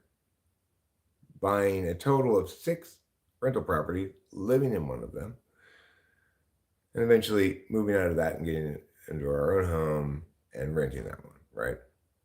This is as conservative and safe and not extrovertly intuitive as anybody can possibly conceive of. And I'm saying, with a tiny fraction of the total capital we have, it's a good idea to make some speculative purchases in something that has the potential to be high return. Not because Eric believes he knows so much about crypto that he's going to wisely choose the exact right thing and make all the right decisions about it. No. But because when you look at that kind of investment at all, it's inherently high risk, high reward. No amount of expertise can make that go away, right? The greatest expert in crypto is also going to run the same risk of losing money on it that I will. You don't invest in crypto because you believe in your expertise about it. You invest in crypto because you understand that nothing else offers that level of return on investment as a possibility even. So hopefully I have now made this point clear so that people stop scolding me about by misrepresenting what I'm saying as something that it's not.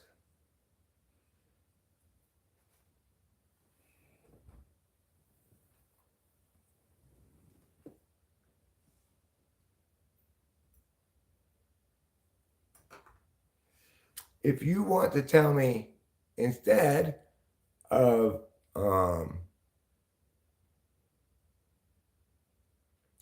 if you want to tell me instead of like, oh Eric, you don't know enough to do this thing. If you want to say, here's a better choice than Cardano and here's why, I'm all ears. If you want to say, no, Eric, actually, it's not good to diversify with a small amount of capital into high risk, high reward speculations. You're going to tell me that, no, you should not diversify like that. Then fine.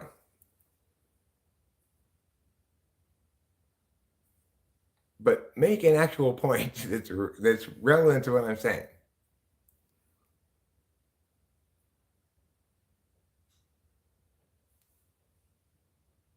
I agree Solana is bloated right now. I should look into arbitrage trading bots for crypto in different markets.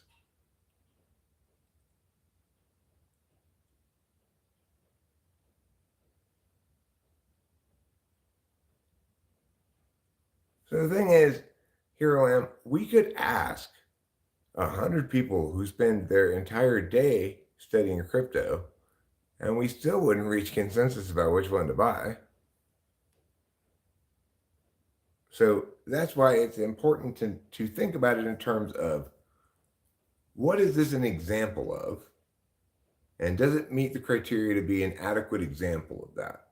Namely, speculative, high risk, high return, small percentage of total capital investment. If it does, then there's no reason to critique it.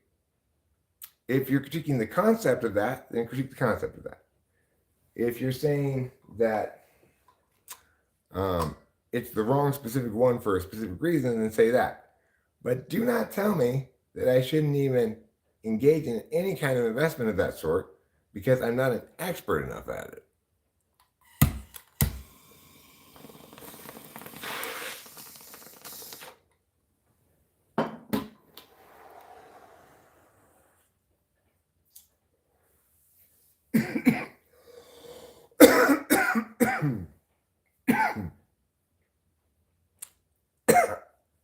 I don't understand options, even like what the mechanics of them are. At least I understand the volatility of crypto, have some sense of what forces, mostly media reports, cause it to rise and fall. And I mean, I understand crypto better than I understand stocks. Certainly things like shorting or options, I don't understand any of that stuff at all. I have to start from scratch, and then at that point, your hero lamb's objection becomes determinate, right?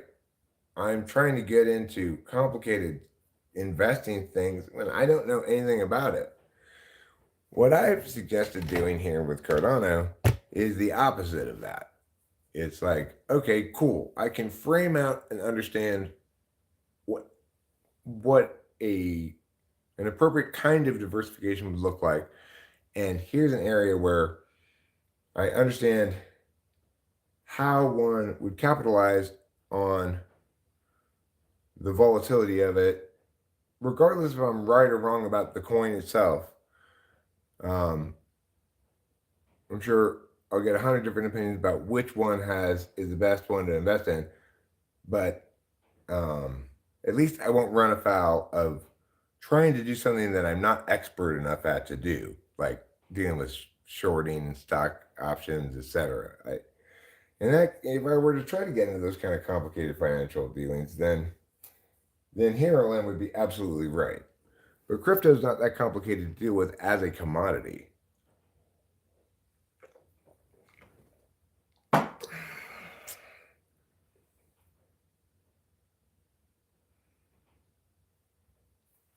Debating slavery in the Bible?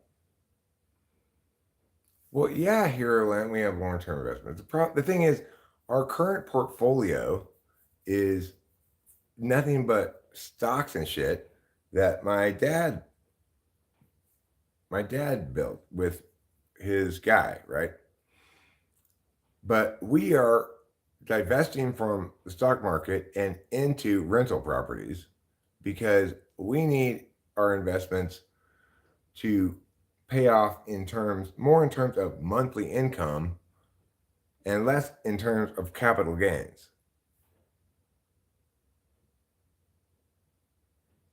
I didn't decide to do any of those long-term investments. My dad made all those decisions. Our current estate was built and structured by my father. I had no say or even knowledge in any of the investment decisions.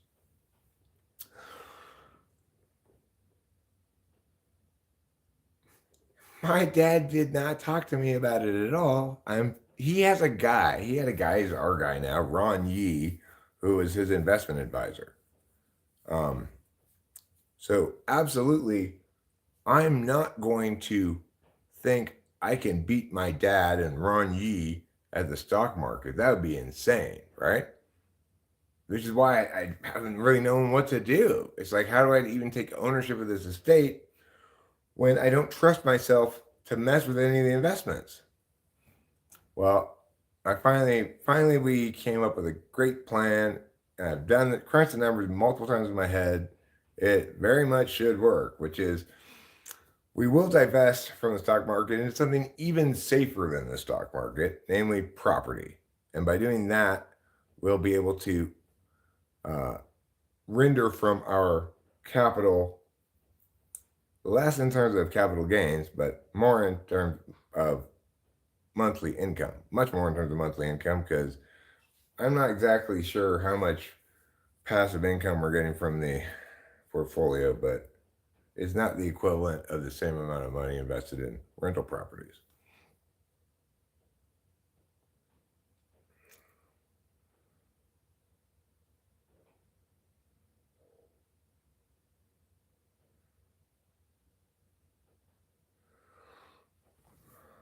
Carlos Pava, are you explaining shorting and longing? See, I'm already confused. I just, it's like, long is basically asking for a loan to invest. If you go 2 times long and it goes up, you make double, but you also lose double if it goes down. You need to provide coverage for your losses along the way.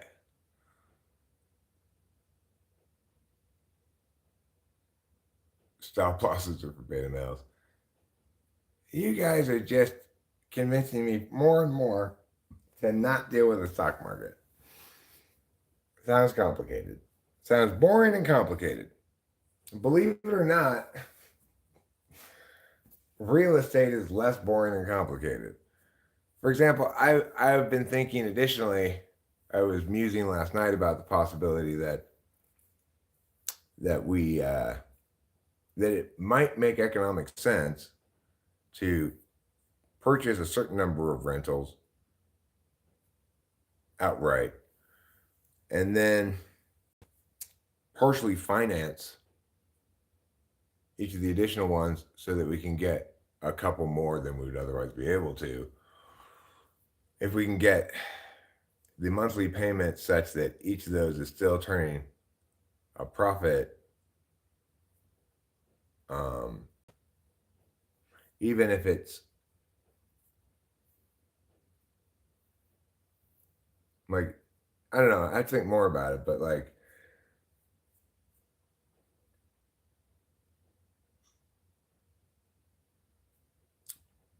if it might work out that you could set it up such that by doing it that way, I'd be able to pay off the loan on this one within this few amount of months.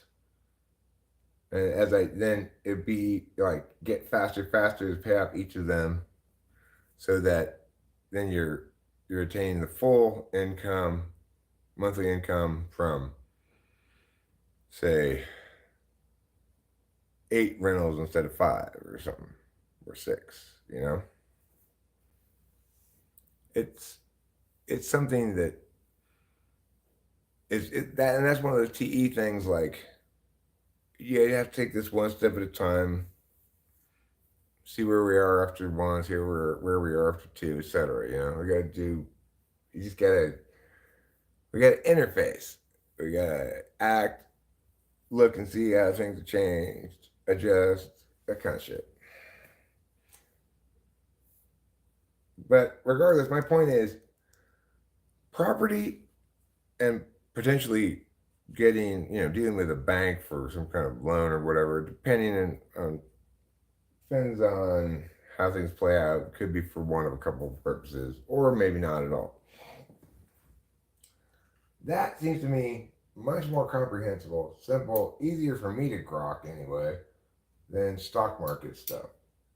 Crypto is easy to get because if you think you're understanding it more deeply than just speculation on high risk, high return shit, then you're fooling yourself, girl. It's going right up the poop chute.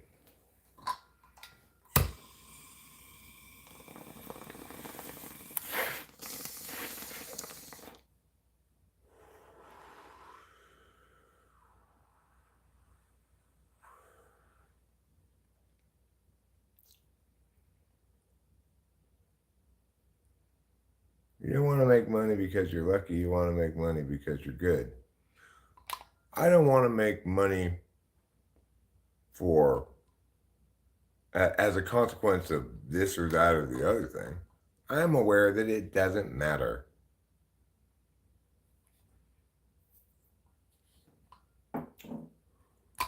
Oh, is my $1 million stinky because I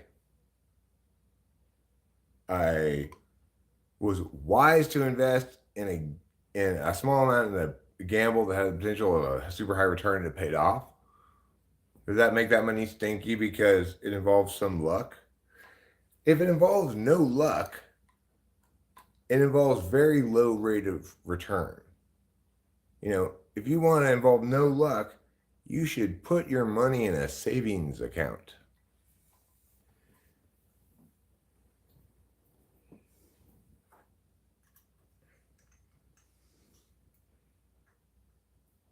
What you never want to do is rely on luck for anything. That's why the investment plan we have does not rely on any luck at all, but it's smart enough to recognize that life affords a few opportunities to take advantage of getting lucky. And it's not a bad idea to position yourself to possibly do so.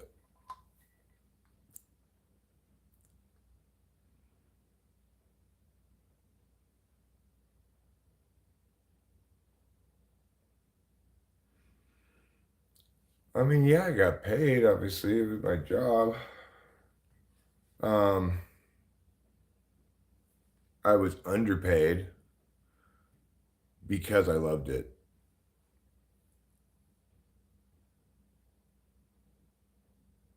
It's like my thought at the time was, well, we have enough money to live on. And I do love this job. I loved the coaching part of it. I did not love the administration part of it. Did I think a lot about the money? No, I didn't think nearly enough about money. I didn't think ahead towards my future, and I I had this ridiculous entitled sense of like, you know, I'm too good to care about money.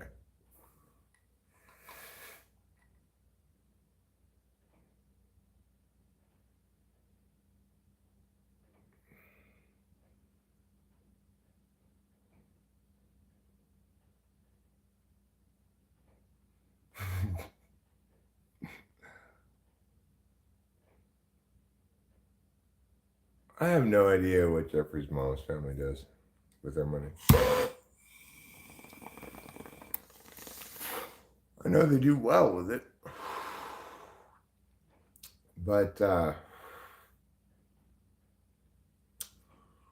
ultimately,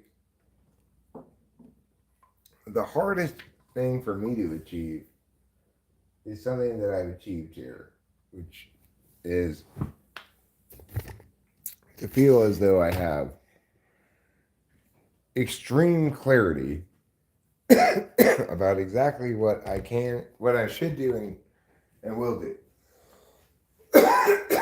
regarding the divestiture from portfolio into property. I am 100% certain, to the extent that I can be of anything, that it's the right choice of thing to do. Not that it's necessarily going to turn out all roses, but that it is the correct path forward. And I am ignoring in general. Also, I'm an any dumb, meaning I can always come up with other possible things we could do.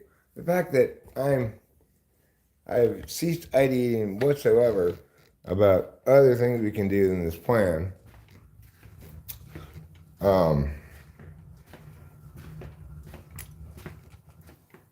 Besides noting that, like, basically I was thinking, well, it would be nice if we had much more capital. Maybe not necessary, but that'd be cool. And maybe we should make a small bet on something that has a high possible rate of return. And it's kind of like, place the bet, ignore it for a while. If there comes a time where we were really like, boy, I sure do wish we had an extra 50 grand or whatever, check that high risk high return investment and see if it's maybe it's worth 50 grand. Who knows? Maybe it's worth nothing. But it's just like a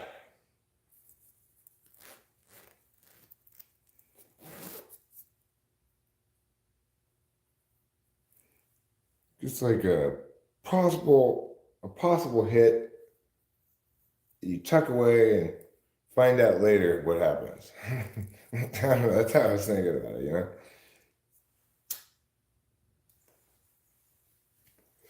So I was looking at possible things to bet in, and I had just this intuition. Was my first thing was the only reason I chose Cardano, which was basically, and independently of each other, I saw a headline about Cardano, and then later noticed that it was at 38 cents. And I said, I bet that would be worth investing a bit of money into. It's like most mini coins, you don't ever see any articles written about them at all, right? The ones you do see articles written about are usually valued higher than that. And having articles written about it, as long as it's not expressly negative, is a substantial impact on the value of a coin in the same way that, say, a quarterly report from a corporation is on stocks.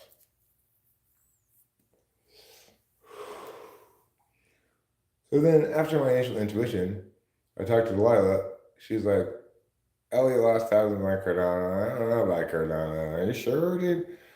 I researched it much more. Briefly was on the, Monero train, etc. trains. But after calculating all the things I read, I said, no, actually, my first gut instinct on it, I think, is the same conclusion I draw with my deliberated research approach, that it most looks like what I want this bet to look like.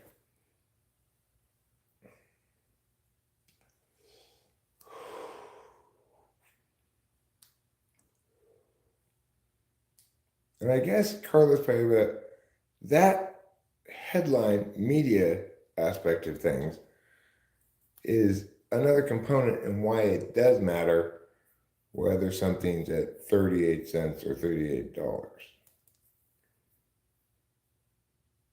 Only a much smaller percentage of headlines are about coins at under 50 cents than the percentage of headlines are about coins over 50 cents.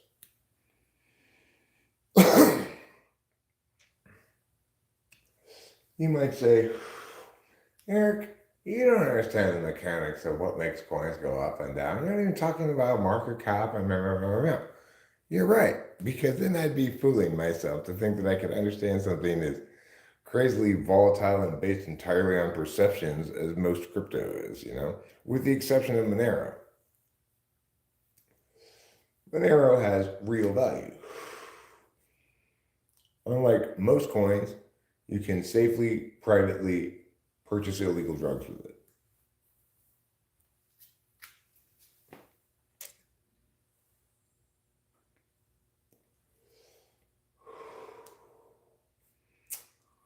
Zcash purported to be the privacy coin of choice, but you know why Monero is beating it? Is it because anything about Zcash has yet been proved inadequately robust in preserving anonymity? No. It's because people involved with the development team of Zcash made statements that left open the possibility of backdoors. In other words, they try to talk out of both sides of their mouth. One side to appease potential government regulators or potential legislative action. The other side to appeal to to privacy-minded crypto people. By talking out of both sides of their mouth, they undermine faith in their own coin's anonymity. Of course, the thing about Zcash is you can set it either anonymous or public. So you've got multiple permutations: public, public, anonymous, public, anonymous, public, anonymous, public, and anonymous, anonymous, right? That gives it an advantage structurally over Monero, which only does anonymous, but instead of being an advantage, ultimately it's perceived as a anonymity weakness and as a failure to commit to a single identity as a strategy for a coin, Zcash even had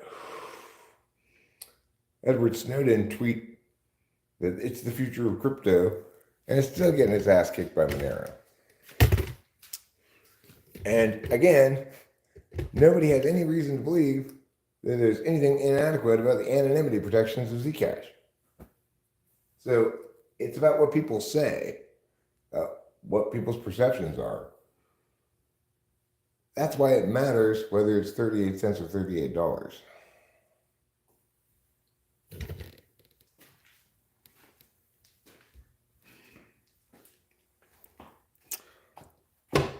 Eric, how can you possibly talk so intelligently about crypto after reading about it for just one evening? I'm smart like that.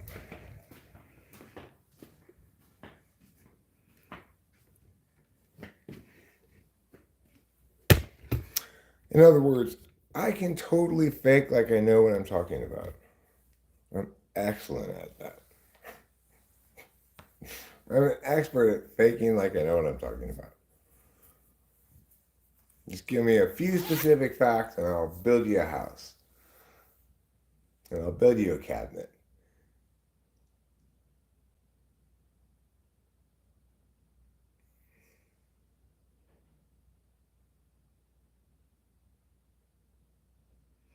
I don't want to have tons of cash. My goal here, Lamb, is not to be rich. Although that's possibly a goal. My goal is to make sure that the estate I inherited is providing for Delilah and her family after I'm gone.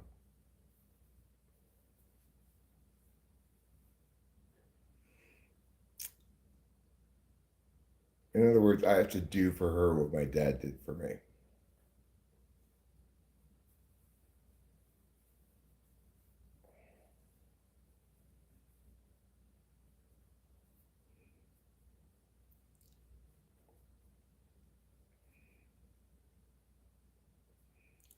And that means we needed a plan. And we needed to implement that plan. And it needed to be a real workable plan to get us a positive cash flow before we just frittered away the estate.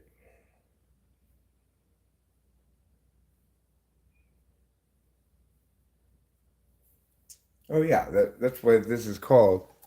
This book here, Carlos Paiva, is PCF Book 1. Stands for Positive Cash Flow. I figure I'll have multiple of these books as I go look at various properties and stuff. Keep in mind the number one goal to always be everything must validate against this.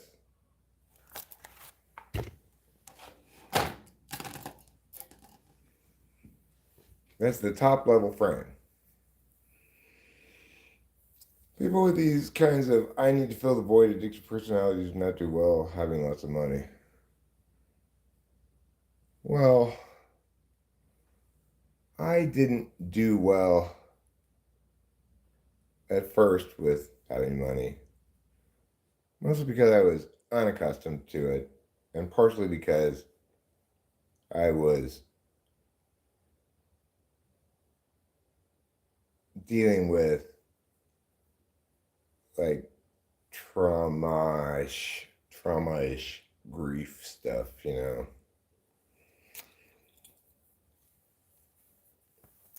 But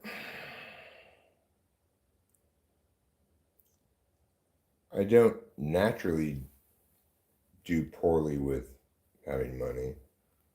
I don't look to purchasing things to be satisfied or happy in life. But it's also the case that is somewhat dependent on your function stack, where SE is in particular. Like SE4 gets satisfaction from buying things. It's like a weak relationship with SE, but it's what it is.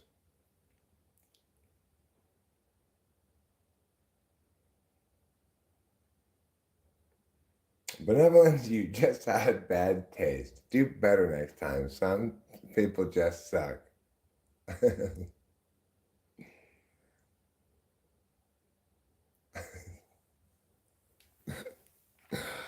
Okay.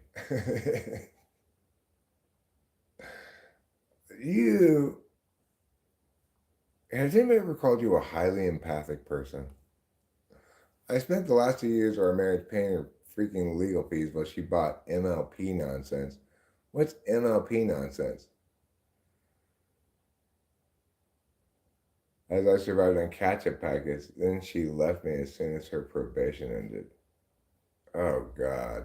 Horrible. I'm sorry, Benevolence.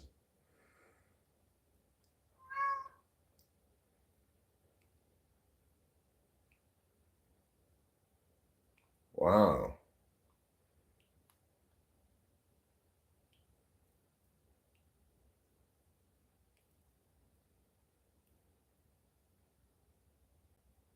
Fluttershy from MLP. What's MLP?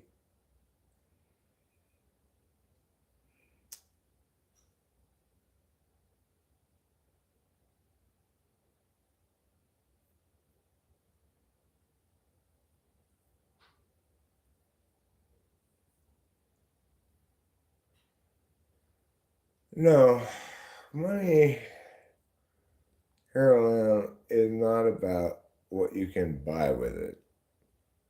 It's about it's a if if your finances are fortunate enough to be set up appropriately, then it's about not having to worry about certain things, you know? It's like,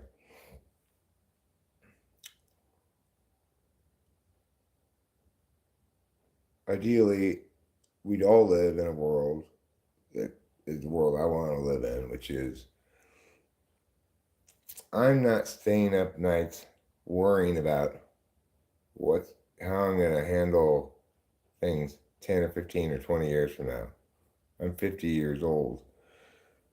Um, I stay up worrying about running out of money when I'm 65 and then having to go get a job or having to go back to work before then as I realize, oh God, the money's running out or whatever. You know, it's like I worry about that stuff. It's stressful. Um, I don't want to worry about that stuff. That's my goal, is to feel safe.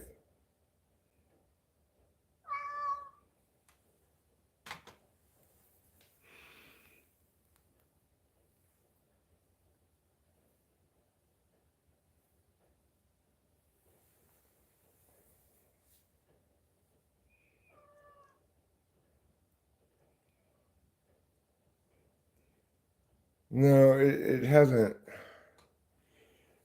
I mean, the thing is, throughout my life, I've been poor, I've been rich, I've been things in between, right? I never been really rich, but I've been rolling or I've been broke plenty of times, both, and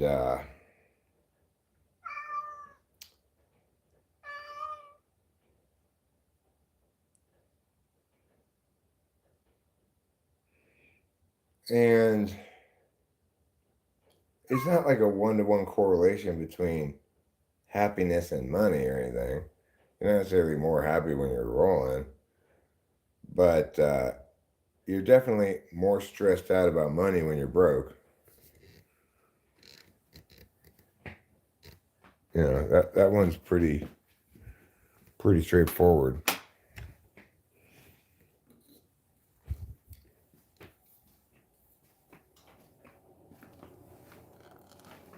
And there are some practical realities as well. It's like uh, when Rachel and I first started living together, we both occupied the back house at my dad's house.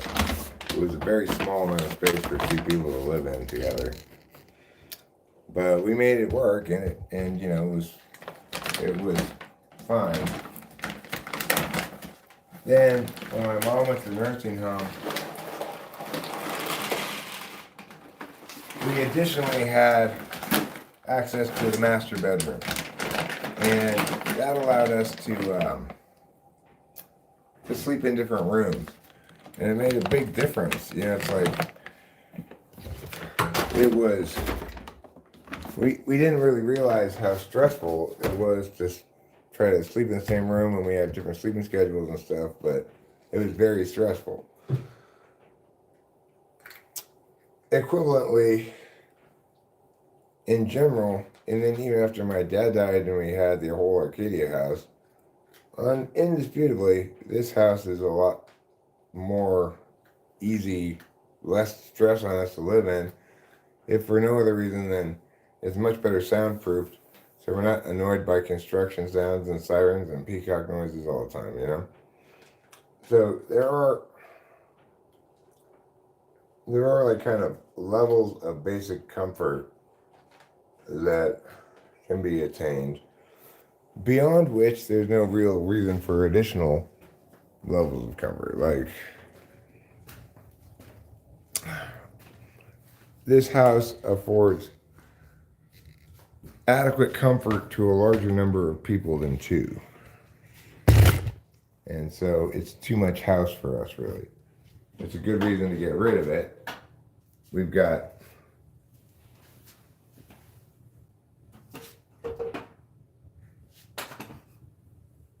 it's like luxurious beyond there being any like explicitly clear benefit as per moving from the back house and having 2 rooms, you know?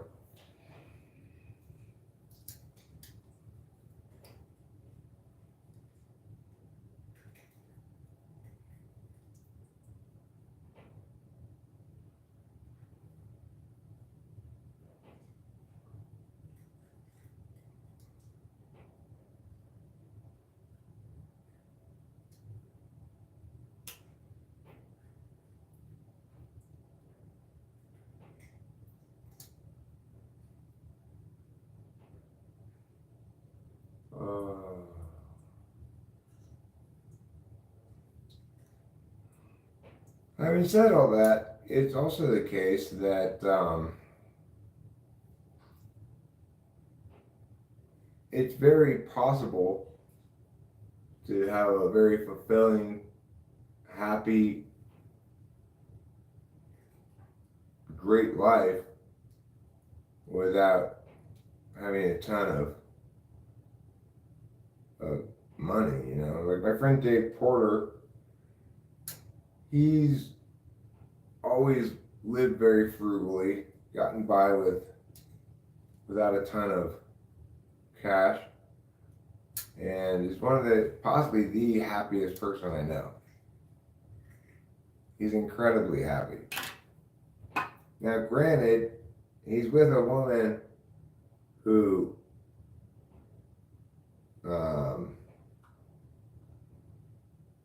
makes more money than he does, but by and large, like, she doesn't support him, you know?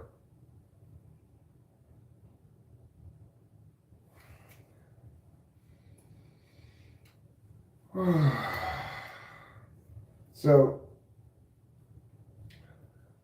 there certainly are, you know, people live different lives, right? And the goal is to be happy and to feel safe in your life. What comprises how you get there depends on different people. Cameron knows how to maximize the value of every penny. And he accordingly doesn't really worry about money because he's always worrying about how much things cost and stuff like that, you know.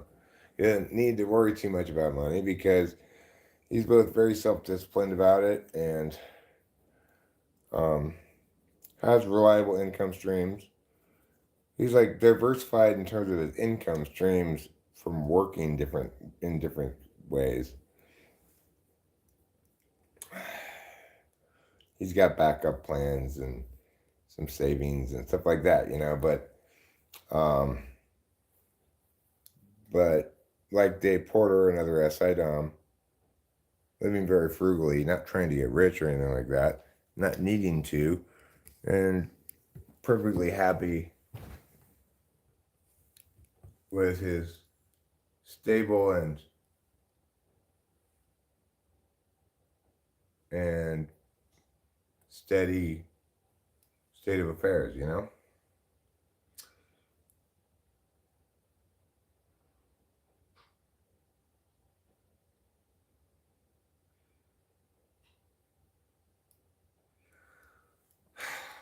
Anyway, fuck me anyway, because I don't want to talk about financial stuff.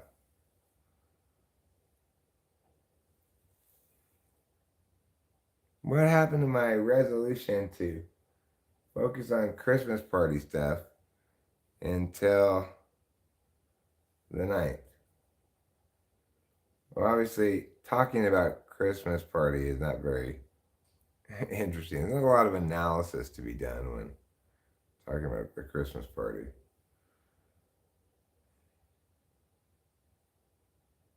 Sometimes I just feel like I'm a man who's covered in poop.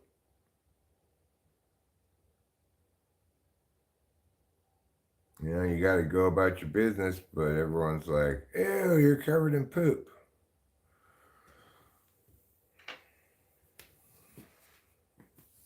And what can you say?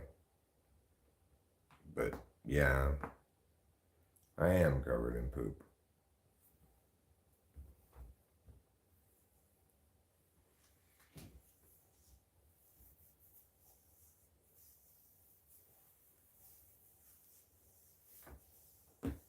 Anyway, I've got a case of the mugities. A clear case of the mugities, which is to say, I don't know what I want to do or today or what I'm going to do today or whatever. I'm out of amphetamines. I still have some in my system, obviously, because I'm up and talking. But hey, which do you think are better Christmas, incandescent or LED? Well, I mean, I believe this. Okay, I'm sorry. I'll get your question, Jeremiah, fixed in a second. But I believe this. Incandescent light bulbs are always better than LED light bulbs as long as you don't care about heat generating from the light bulb and or safety. Incandescent bulbs look better. They are better. They meow. Why do you want women to obsess over you and not find the woman who would? Okay, so for those who are late arrivals, the reason this video is titled that is because as I was getting ready to live stream, I got my phone out and opened YouTube. In my feed of videos it's suggesting to me, one of them was titled, How to Make Any Woman Obsess Over You. And I just thought it would be funny to title this video that. I don't have any advice about that except it's insane, ridiculous, obviously, because women are individual human beings. They don't all obsess over the same things. Videos like that. What is that? Oh, that's my cord. Videos like that, they're like, basically, instead of saying how to make any woman obsess over you, say, women are hormones enslaved cock pockets. That's their purpose, their evolutionary role, and ergo, you know, women, when they're moving about the world, they're trying to figure out who to let fuck them all the time. You've got to convey to them that you provide evolutionary advantages.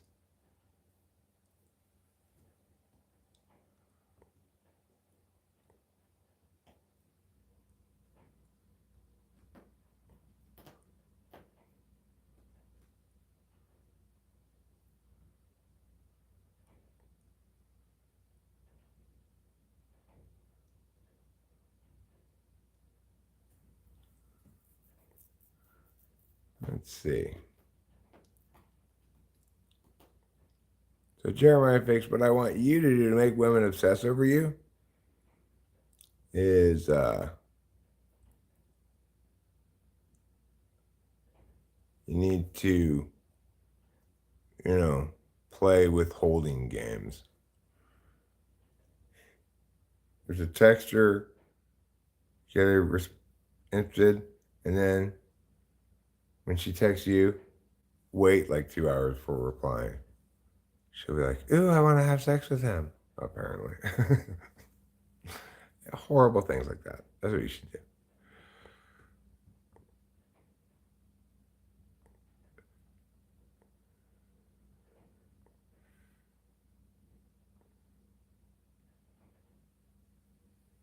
Do you want the list again? What list?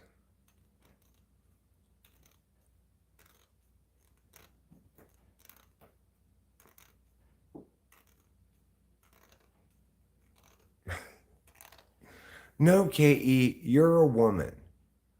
When a man's not texting you, you're thinking, I wonder what that man's doing. Why isn't he texting me? He must be high value. I want him. You need to learn how you women are. That's the problem, Katie. You've not yet learned that you are a hormone enslaved cockpocket.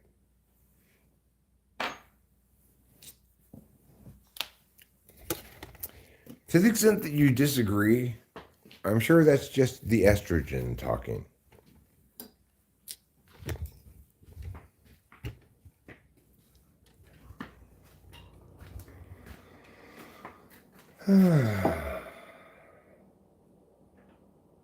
Yeah, well,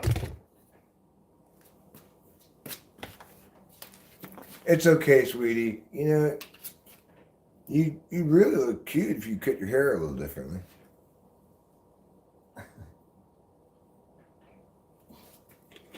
You just need me to mansplain things to you a bit more.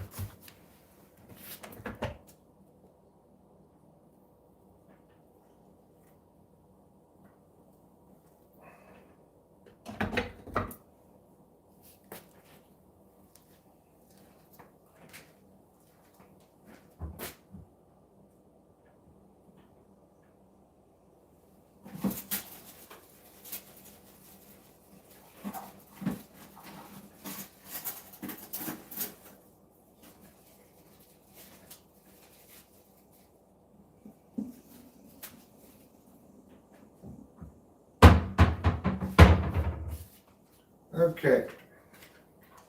I need to leave this plastic fork over here so that I have a stir next time.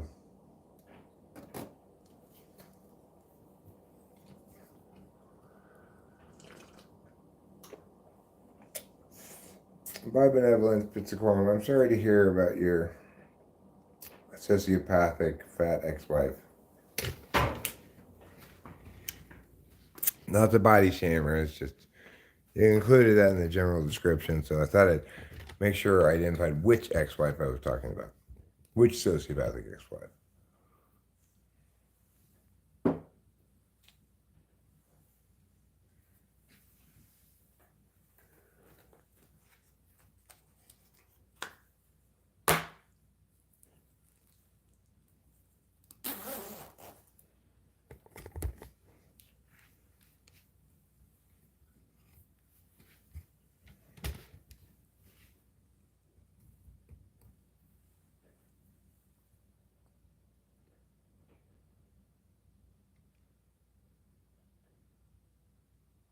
You had your face zoomed into oblivion that looked good?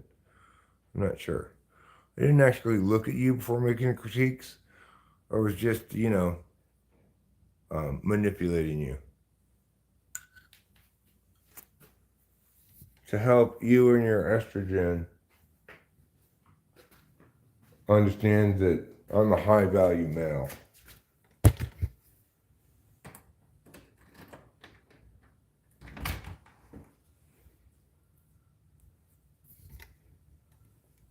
You also might call me a leader among men. Women love that. By having lots of follower men around me, and lots of chicks around me, you can see that I'm a high value male. And if I play it right, I'll bang you, you know?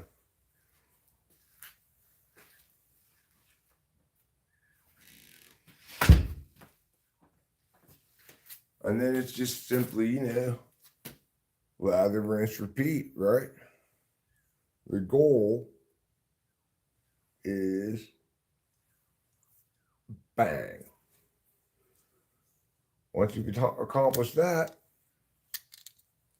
then you can check that off your list. Mission accomplished.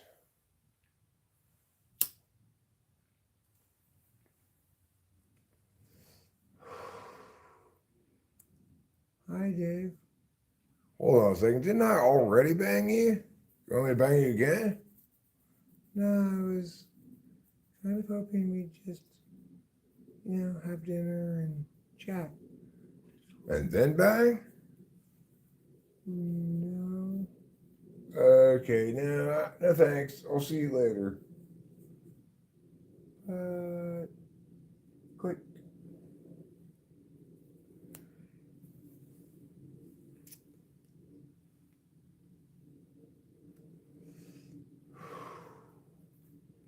I wonder if that shit even works, Some of it does. But I'm sure the more gimmicky the thing is, the less likely it is to actually work, and the more actually like unattainable it is an instruction to follow, the more likely it is to work. Like, have a lot of self confidence and carry yourself accordingly. Well, sure. It's like saying, have good credit.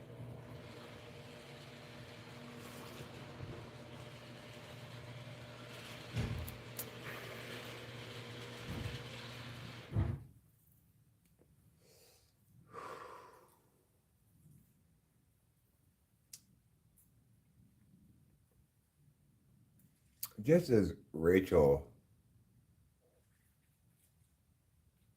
obviously had to have unique taste, or say, like, she had to obviously like me in order for us to end up getting together. And if you were to check against all those things you're supposed to do in those videos, those videos operate as norms in both directions, right? Like, if in fact you're not doing those things, or doing something exclusive of those things,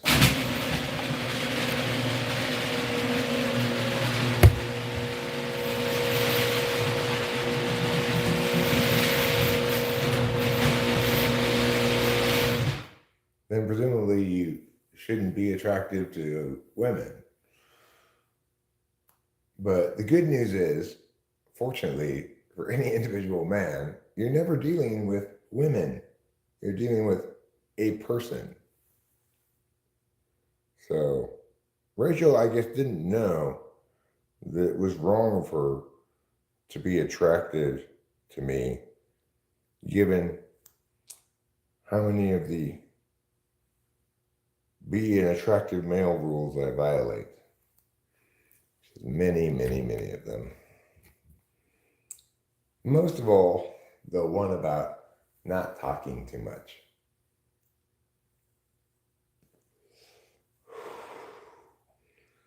I violate that one pretty much from the moment I get up to the moment I go to bed.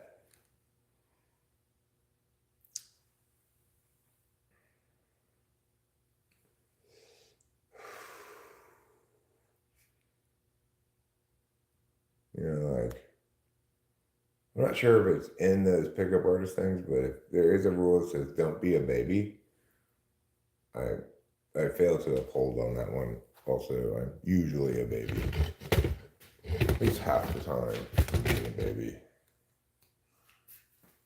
Like, I'm already being a baby today, and I haven't even started yet being a baby. Just to say, I'm already feeling like, oh, I should have to do things. I don't want to do things. I ain't gonna tons off.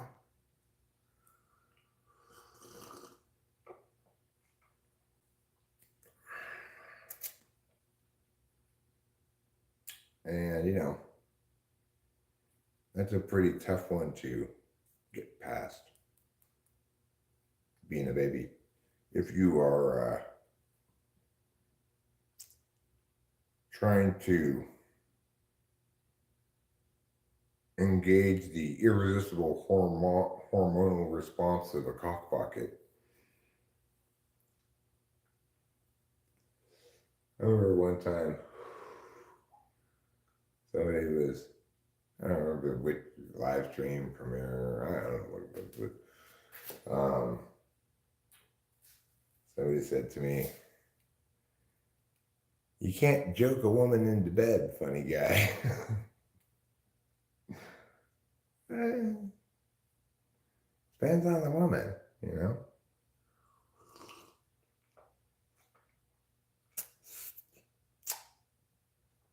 I agree.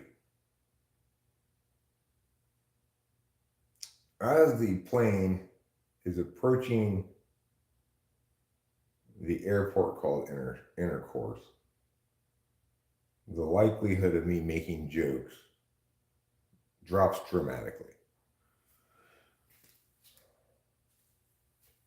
But it's very possible to board a plane and have it fly towards the airport with jokes.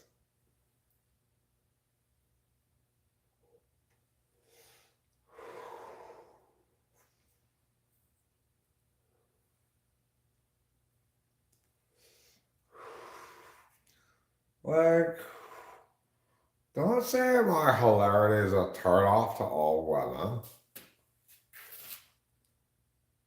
Your jokes are making me wet.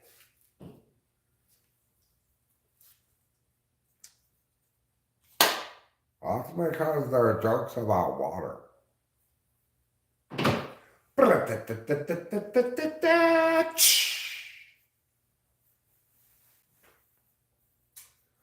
Eric, that doesn't make sense. Jokes about water wouldn't make you wet. Okay, did I not put out cutlets? I opened the garage door, I think, for the purpose of putting out cutlets. Then I realized it's too cold with just this one jacket and no hat to go put cutlets.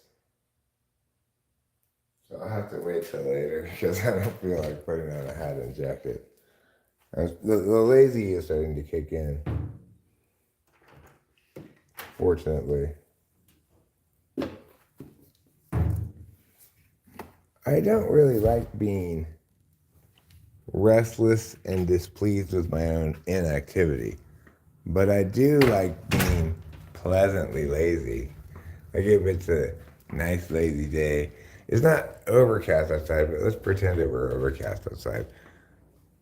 Then, it's like the day after I run out of speed, I can really sometimes settle into to a real comfort wallow, as it's known. Everybody wants a comfort wallow. Comfort wallows, they involve a combination of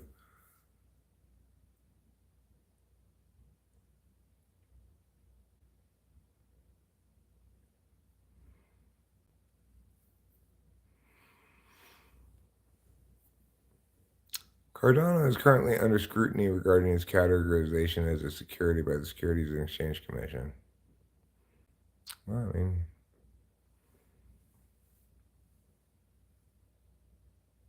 what specifically about Cardano makes it subject to such scrutiny? More so than, say, Monero.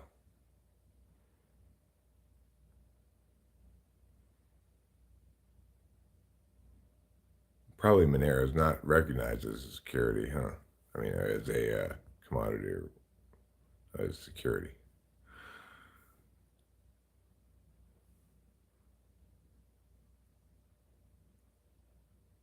She's going out tonight, but drinking just champagne.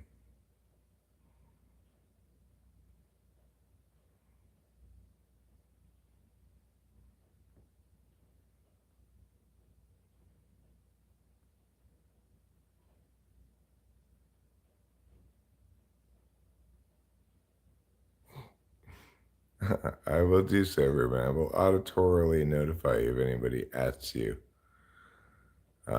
So far, no ats.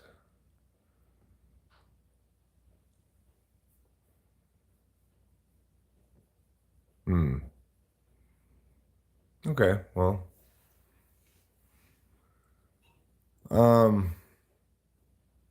keep in mind, I have not actually bought any Cardano.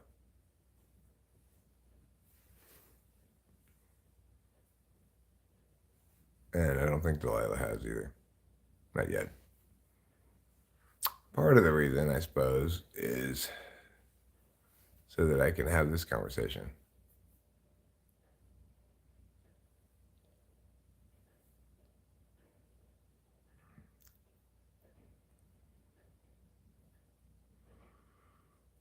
Yeah, the thing is, there's kind of a general regulatory cloud hanging over crypto. People are always worried that governments might intervene, etc. I don't think that's going to ultimately happen. Yeah, exactly. The bottom line is who knows, right? The fact that there are specific clouds over Cardano should be expected given the fact that it's so much below its peak. It's like a tenth of its peak or something.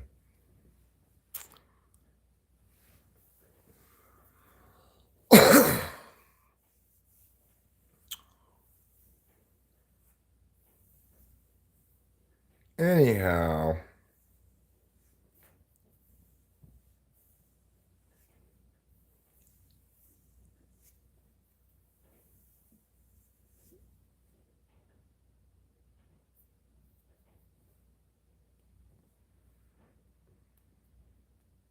it's kind of hard to argue this is not a security because people are nevertheless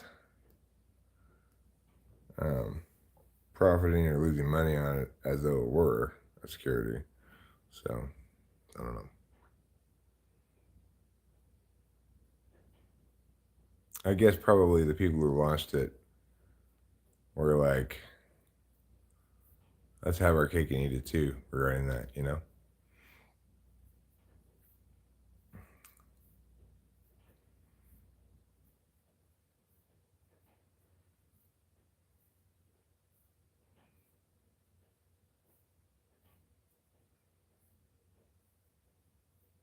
And regarding the patent thing on the digital ID, it doesn't really matter if it gets adopted, you know?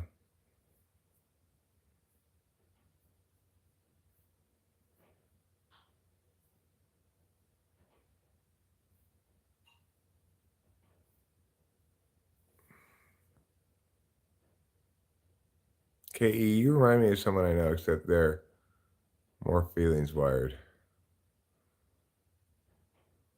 The sun is never more than 2 signs away from Venus. Really? Hmm.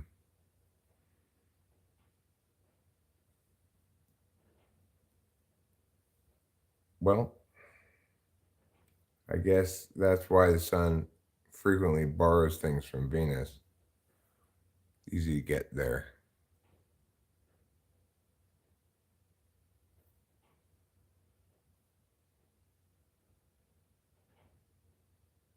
My Venus is in Gemini, Cancer, Aries, or Pisces. Since I'm a Taurus. Okay.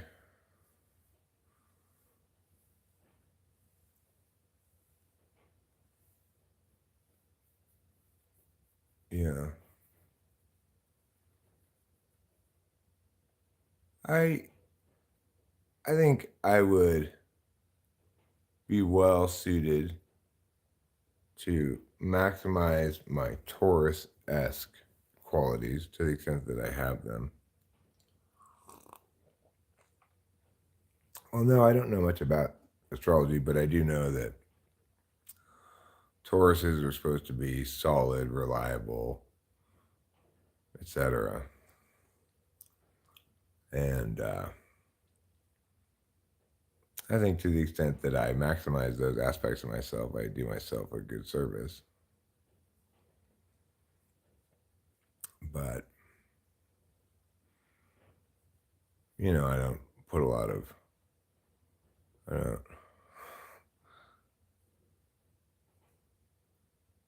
oh yeah, right now I do believe I'm I'm manifesting my most Taurus-y qualities, and I hope I can continue to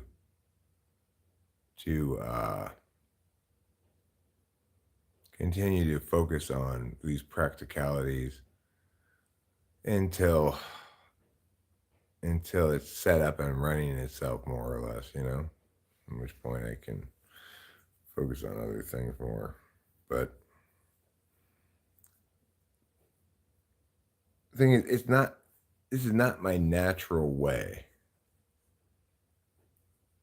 Confident, fighty, and indulgent. I am those things. Yeah, I'm not opposed to it. I'm not like an astrology atheist who's like wants to debate astrology people about whether it's valid.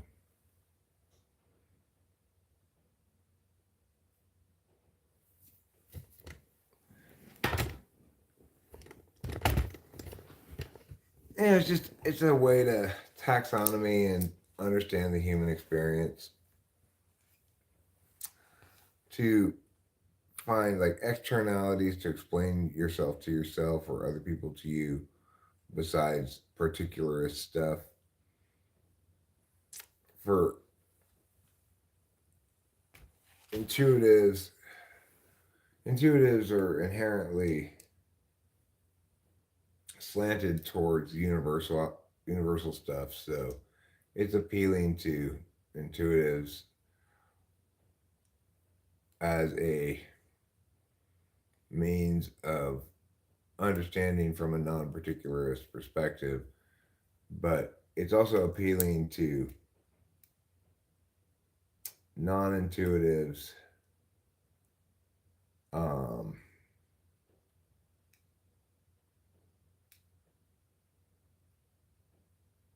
like as as like a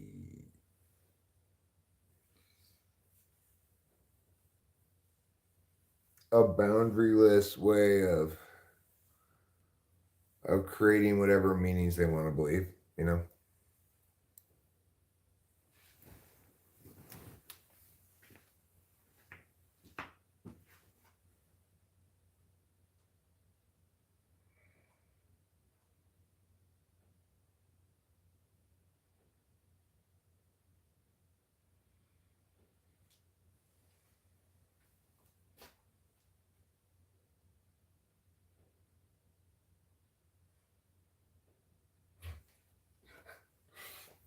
Lamb, you're getting a wonder point for that. What can you do about it? Murdering is illegal. That's worth a wonder point. It's Wednesday. Wonder point values are doubled. That's 2 wonder points for you in total.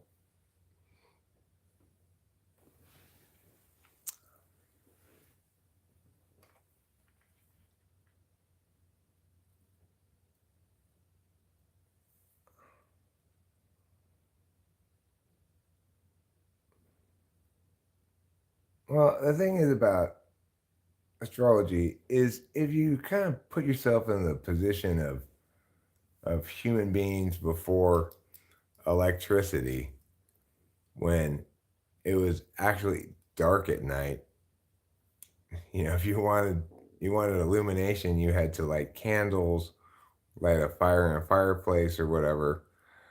Um, if you put yourself in the mindset of humans before electricity, and also put yourself in the mindset of people trying to figure out the world in some way with less of an accumulated pile of knowledge to work off of than we currently have, then what you imagine it is a bunch of human beings who are encountering a world that is fundamentally unpredictable. That the most predictable things are only sort of predictable. Like yeah, it's colder during winter than it is during summer. You can predict that for sure, but you can't predict it to a degree that is useful. Like you can't know when winter's going to end exactly. You can't know whether it's going to be a particularly harsh winter or a mild winter, etc. The only thing in the world that people can reliably predict is that if you are alive, you will die sometime. And the stars. The stars, unlike everything else, were actually predictable.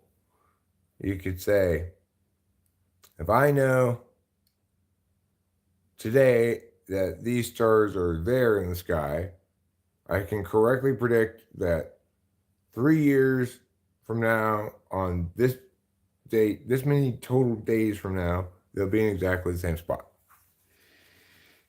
And the prediction is so accurate that we can make predictions beyond the scope of a human lifetime and have them remain completely accurate. There are comets that come around every, couple hundred years or whatever. It is understandable then that people looked to the one thing in their totality of experience that was actually reliably predictable as informative about the rest of experience, which is subject to uncertainty.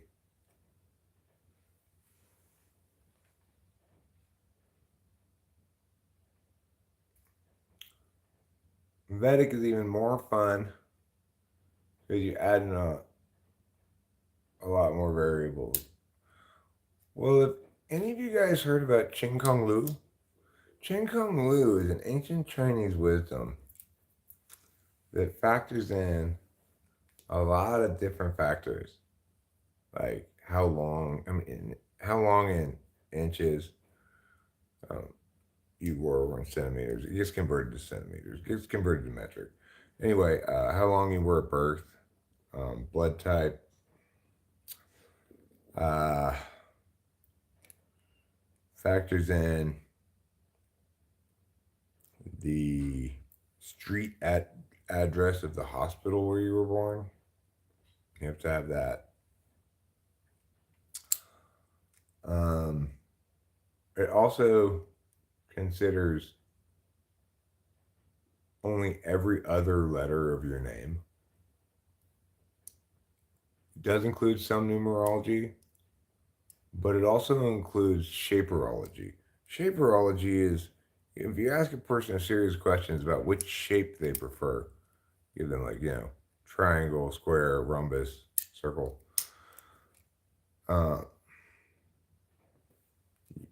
You can determine their shape preference, and that's really informative about their temperament and a lot of other things.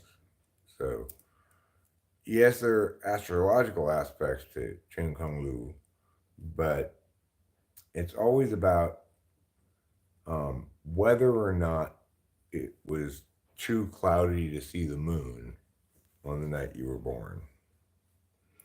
Basically, what was the cloud cover like? How much of the celestial sky could you see? The parts you could see were are obviously considered more important than the parts you can't see. But if you can see everything, then that's the same as being able to see nothing.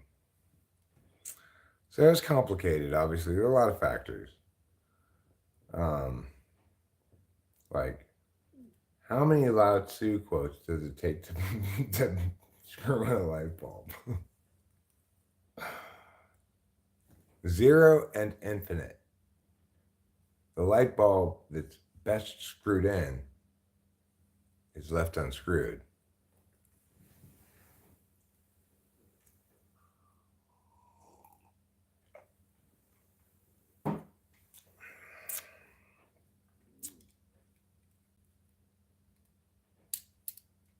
Jing Kong Lu It breaks the universe down into four basic elements. And those elements are bread, houseflies, um, odor, and moon particles. So everyone aligns with one of those four basic elements. And their chakras naturally behave accordingly. In Chin Kung Lu, people have as many as 23 eyes. You hear about like your third eye, right? Well, Chin Kung Lu recognizes that the third eye is just the beginning of it, just the beginning. Because ultimately there are 23 dimensions to the universe, because 23 is a magical number. And Chin Kung Lu recognizes that there is an eye for each of those dimensions. But if you really want to learn more, you're going to have to purchase the extended report on your Chin Kung Lu type.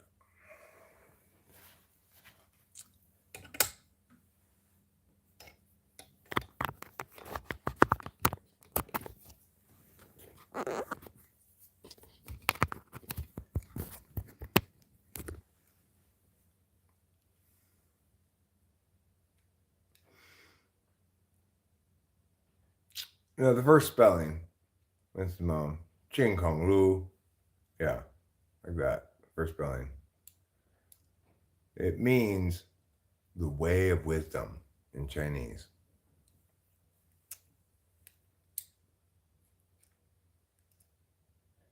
Or sometimes translated as wise man's gain. What do you think about Confucius, everybody? Who's in favor of Confucius? What are some Confucius quotes? Let's find out what Confucius say. You are such a red fly. You're a triangular red fly ghost mechanic. Okay, what was I about to Google? What was I Googling? Now you made me forget what I was Googling.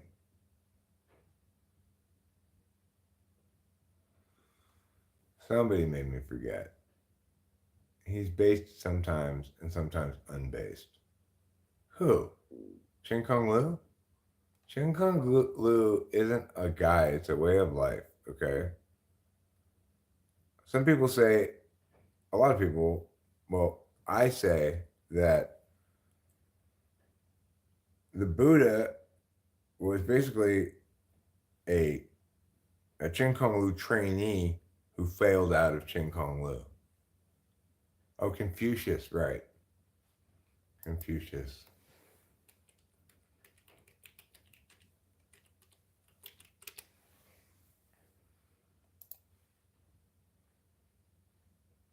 Okay. It does not matter how slowly you go, as long as you do not stop. Real knowledge is to know the extent of one's ignorance. Life is really simple, but we insist on making it complicated. I hear and I forget. I see and I remember. I do and I understand. Confucius? Then why are you saying words? To know what you know and what you do not know, that is true knowledge. Isn't that exactly the same thing you said before? It's in slightly different words. When it is obvious that the goals cannot be reached, don't adjust the goals, adjust the action steps. Okay. Heaven means to be one with God. To be wronged is nothing unless you continue to remember it. The strength of a nation derives from the integrity of the home.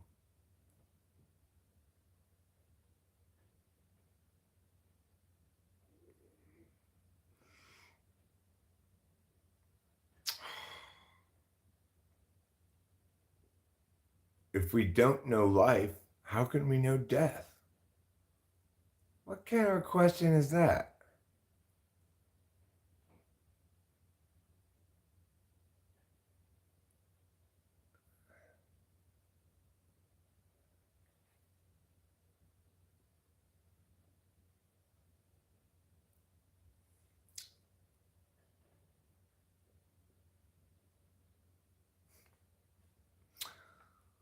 The superior man is distressed by the limitations of his ability. He is not distressed by the fact that men do not recognize the ability that he has. Well, what about being distressed about the fact that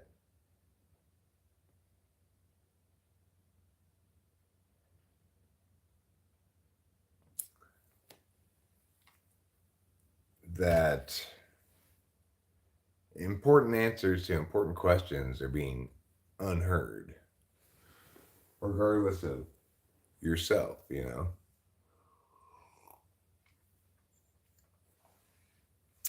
I do like this quote. The superior man understands what is right. The inferior man understands what will sell. I like that one a lot.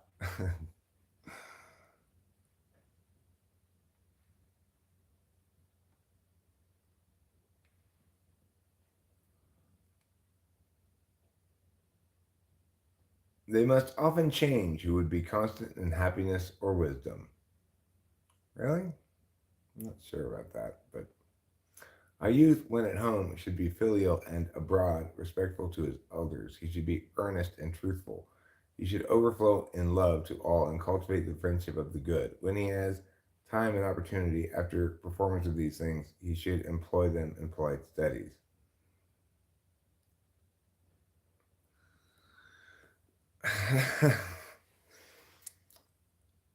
Children should behave themselves. Thanks, Confucius. Confucius say children should behave themselves.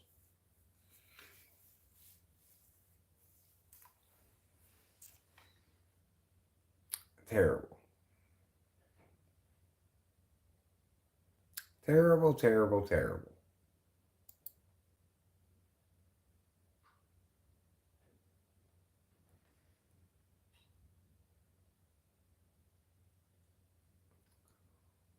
To see and listen to the wicked is already the beginning of wickedness.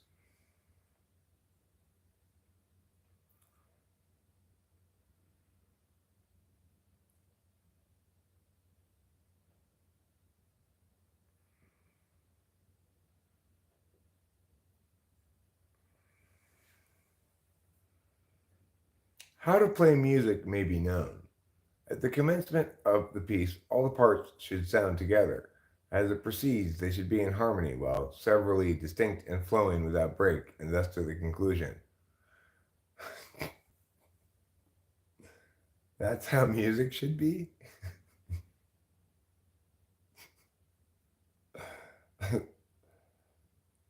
When we see persons of worth, we should think of equaling them. When we see persons of contrary character, we should turn inwards and examine ourselves. No, we should shame the fuck out of them, Confucius. Eric say Confucius should shut the fuck up.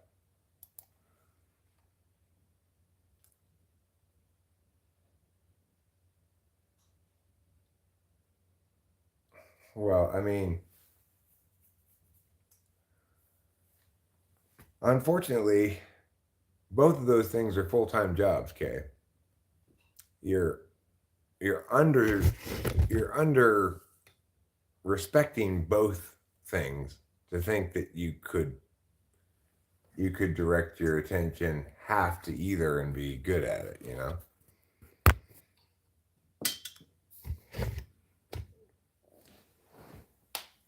It's not like pitching and hitting in baseball. It's maybe difficult to be great at both of them, but there's nothing inherently exclusive about them. On the other hand, being right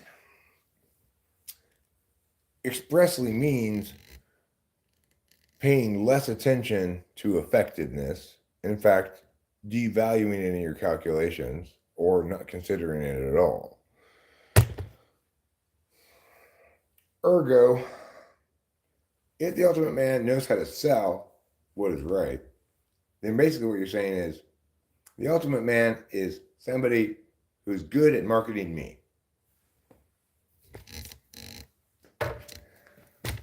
There's no possible way I could be good at marketing me and also be as good at being correct as I am. Because then instead of focusing right now on correcting you, I'd be focusing on reinforcing your experience as an audience member to make sure you come back and I get ever more views and stuff. I can't have it both ways, right? I can't both be correcting you, and also being welcoming and inclusive in every possible way to make sure that your experience here is happy.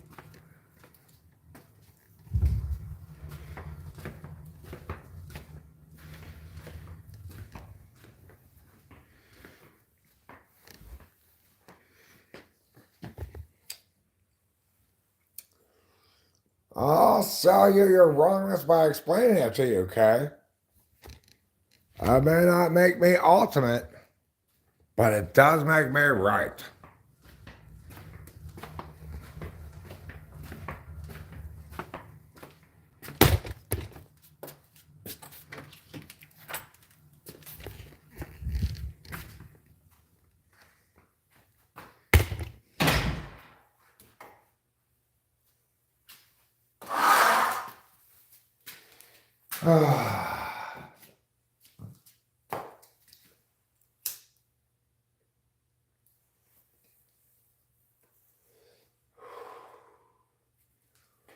One of my biggest problems in life is as follows.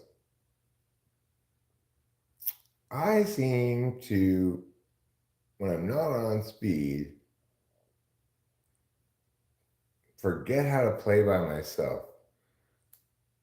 It's like, well, Rachel's not going to be up for a while. What am I going to do? I guess I just go back to bed. There are any number of things you could do. You do something useful and productive. You could do something pleasant and aimless, like drive to town and get a donut or something. But I'm not feeling especially juiced about doing shit, Like, it'd be a great idea to go make a bunch of shorts. Is that what I'm going to do? Probably not.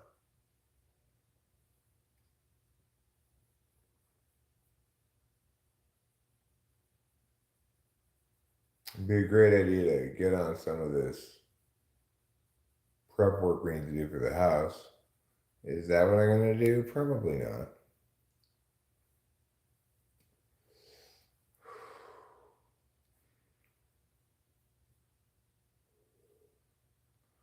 Am I going to go through the day feeling kind of pouty and both like bored-ish restless, but also unable to do or unwilling to do any of the myriad possible things that might assuage that? I'm feeling that's what today has in store.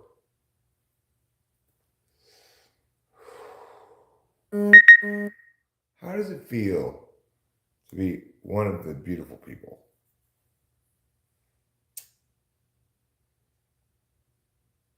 Does it feel amazing, or do you feel sad?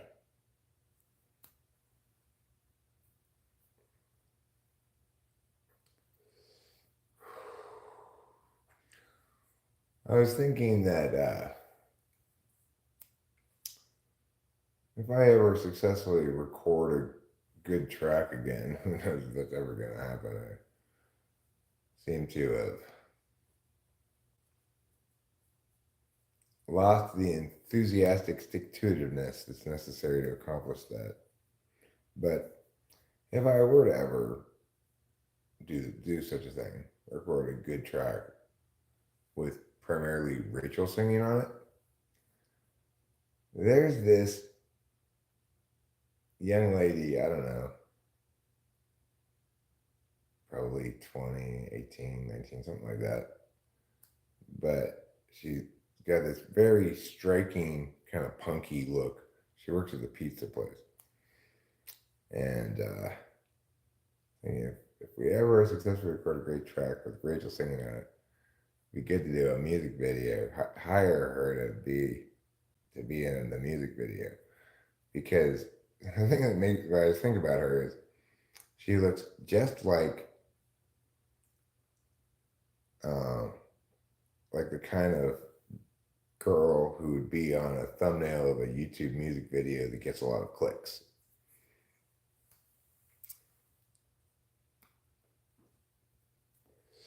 I search around for new music fairly often. Try a lot of different tracks out. Click on a lot of different thumbnails. And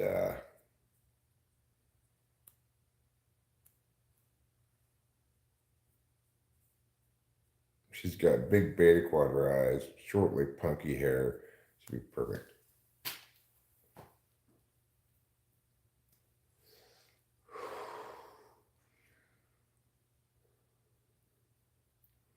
Because I don't know if you guys are aware of this, but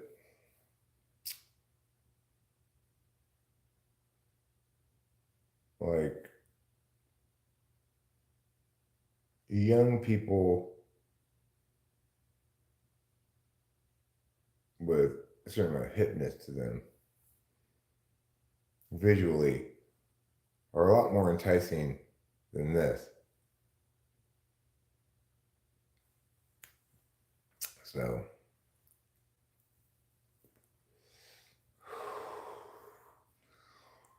of course, I could get, video with Rachel. She's plenty attractive. I'm not saying that she's not. I'm just saying I like the idea of detaching the music from the visuals as much as possible. Like just constructing a video. This is partially inspired by, there's one song that's on Chappie Tracks actually, that like most of the video is these two young people doing some stuff. And then towards the end of the video, they go and arrive at where the actual band is playing. And they're like older people, middle-aged guys or whatever. And when I saw that, I'm like, how dumb of you to do that. You thought it was so important that you show off who you are a little bit in this video that you had them go to see the actual band. Why bother showing the actual band at all? Just pretend it's some super hip looking young people making the music.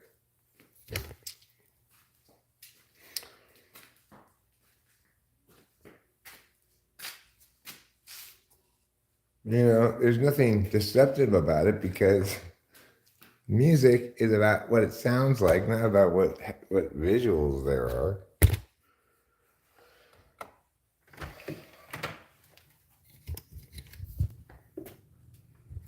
But clicking thumbnails is all about the visuals. Sometimes people click titles, but thumbs are hugely important, and I obviously don't muggity.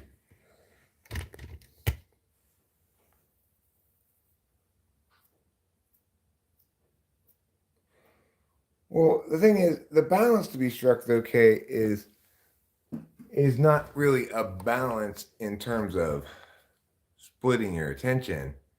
It's a balance in terms of, okay, on these matters for this stretch of time, I'm going to direct my attention towards practicalities. But that requires you to keep separate your your particularist stuff and your universalist stuff, right? So, yeah, you strike a balance by being TE in your practicalities and your particularist stuff. Unfortunately, being right is a universalist thing. So you can't you can you can direct some of your attention towards TE shit, but it has to be a TE kind of thing, right?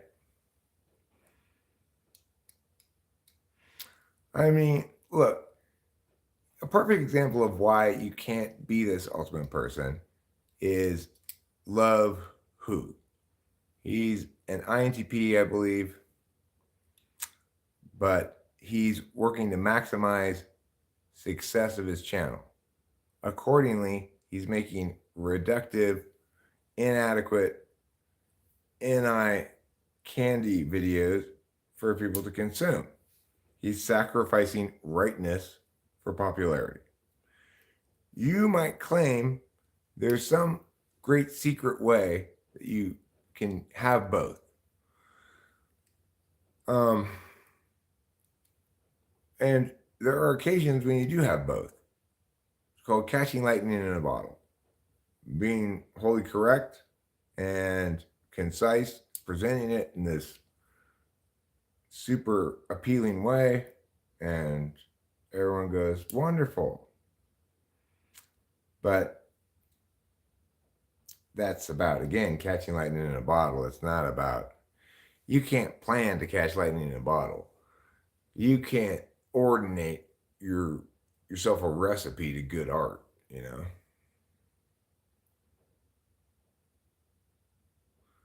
No, I don't listen to Nick Cave and Tom Waits. I dislike Tom Waits mildly and not very familiar with Nick Cave.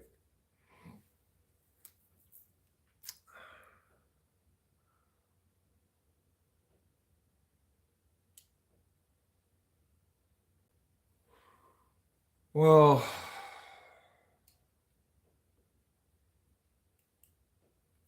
I might call this handyman today. See if I can have him come out and or talk to me about what needs to be done, whether he wants to work. I already know what he charges, his hourly rate. And I'm thinking that it's probably going to be the best course of action for at least some of the stuff I have to do.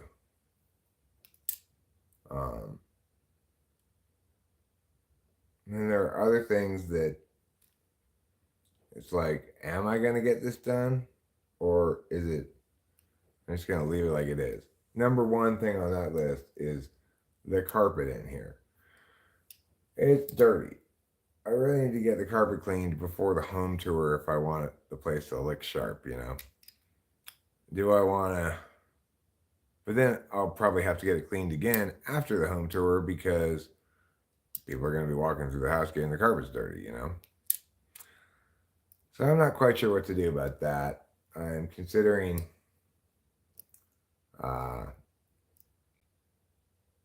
maybe renting one of those rug doctors and getting the handyman to do that too. You know, those kind of things. TE stuff. SITE stuff. I don't know.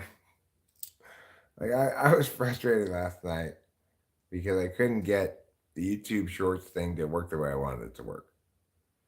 I had this idea. I had this guy right here. I said, "Excuse me, there's something," and then have the song play. In your eyes. But you can't, it doesn't let you start the song anywhere but at the beginning of the short. Which is like, well, then what's the fucking point? I worked on that for a while. It was frustrating. I couldn't solve the problem. feel as though this has gotten all pensive in here since you stepped out. Grim, foreboding, even. I don't think I'm feeling grim or foreboding. I am being a little whiny, a little pouty, a little like meh. There's multiple things hitting at once, and it's like I'm also super annoyed that speed doesn't seem to work for me like it used to. It's like it used to be I'd take a certain amount of Adderall and I'd tweak out on some recording thing and sit there and work on it for 8 hours, 10 hours, or whatever. I just don't seem to. It's like the best I get out of a bottle of speed is a good amount of chores done on the first couple of days, maybe. And then the rest of the time it's just live streaming and or watching TV, not making things really. I miss that part of my life. I don't know why this has happened.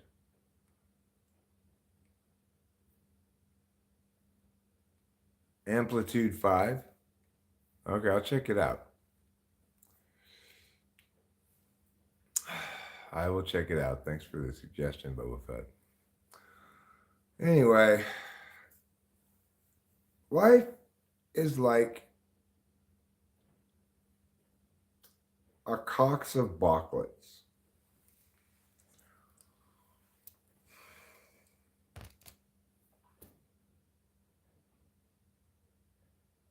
Life is like a box of chocolates.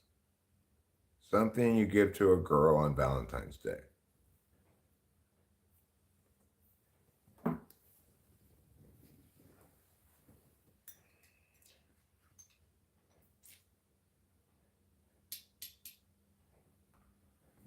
When it's time for a bong rip morning now, wake up your lungs with a welcome wow. Time to pull a helpful bong rip soon.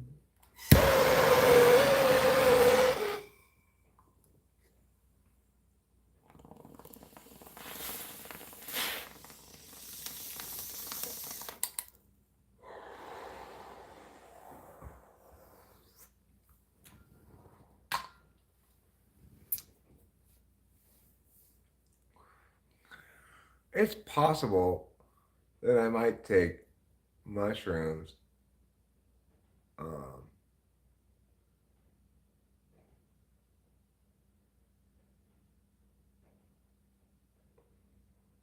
hot chocolates. Well, she put the link, Boba Fett. She's not trying to rip it off. She's sourcing it. She issues a citation.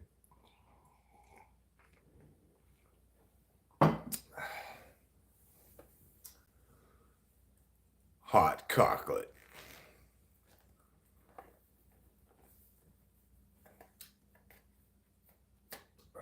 So, one thing I figured out or noted last night after Chode Grundle, aka Cookie Weakness, um, called Rachel again. I looked at her call record. Oh my god. How many times is that fucking guy gonna call my wife in an attempt to shame her? To body shame her. What a weirdo.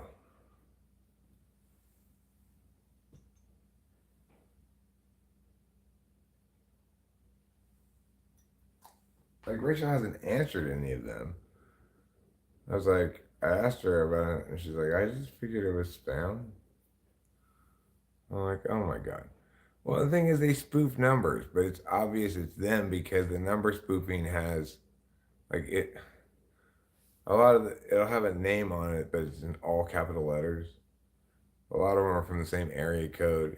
It's like I can't be certain that every single one of the calls I've identified as likely Cucky weakness is actually Cucky weakness, but I can intuit with a high degree of likelihood that it is. So,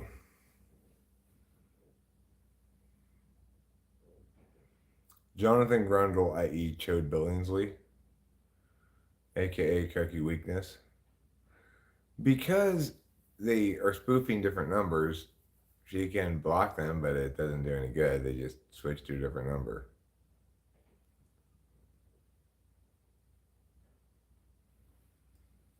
Usually they don't leave a message, which is why I didn't really know this was happening.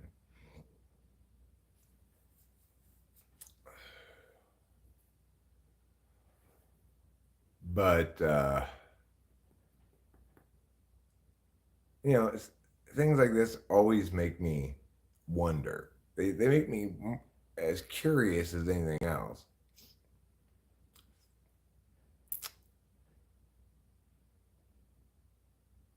I can't get MDMA, unfortunately. Um, yeah, AKA. I didn't even catch that, Ruben. So, good job. Good job catching yourself before I caught you. You would have totally gotten away with it too.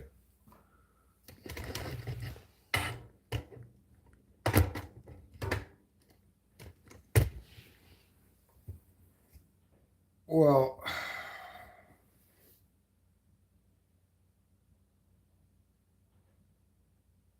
I agree with Vincent Gallo there. I reject the bastards who try to force equality and force outcome. Sure, I agree with that. And the thing is, you have to make a little bit more of a distinction than that, right? I believe in fairness and understand that fairness is equality before the law. But in terms of quality, people aren't equal. Some people are a much better baseball player than some other people. Some people are a much better filmmaker than others. Vincent Gallo obviously imagines himself to be one such great filmmaker, and that's fine. It's good to have confidence in what you're doing, generally. But yeah, I generally agree with him there. The thing is, I'd also point out that he's scared to test it. You know, why does he hate YouTube so much? Well, because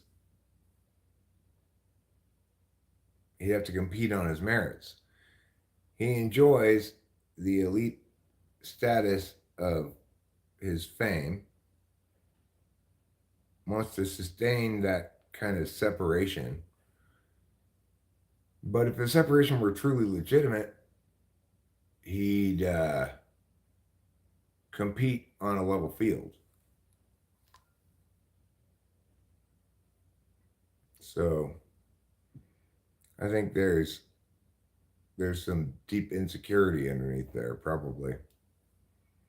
It's one of the reasons why it's good to fail. you know,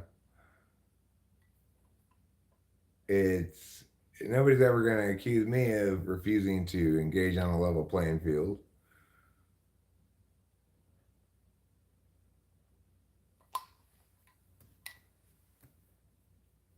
I may make claims about my own inequality to my benefit, equivalent to those Gallo makes. The difference is I place myself open to public scrutiny and subject to critique in a way that empowers those who would critique me. He doesn't have that much legitimacy, he can't claim that much legitimacy because He's saying he's elite, but he's afraid to prove it on the field of play.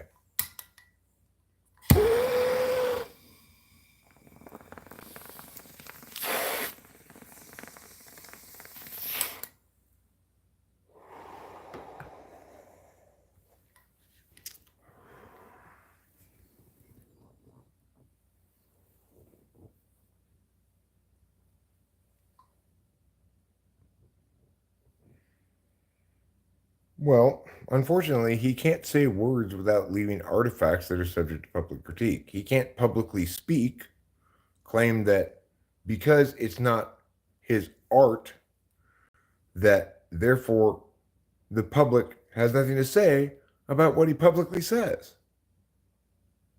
That's fucking so weak.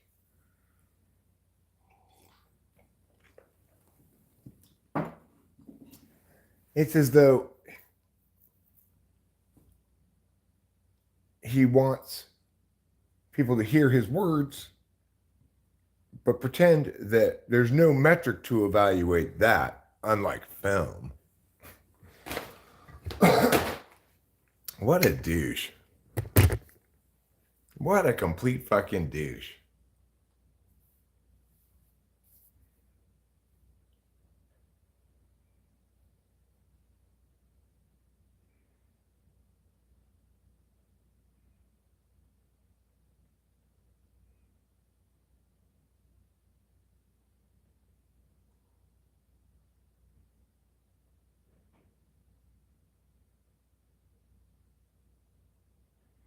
Making a film with no plan to show it was more transforming than otherwise. The possibilities of what a film could be could never be realized with public so in mind.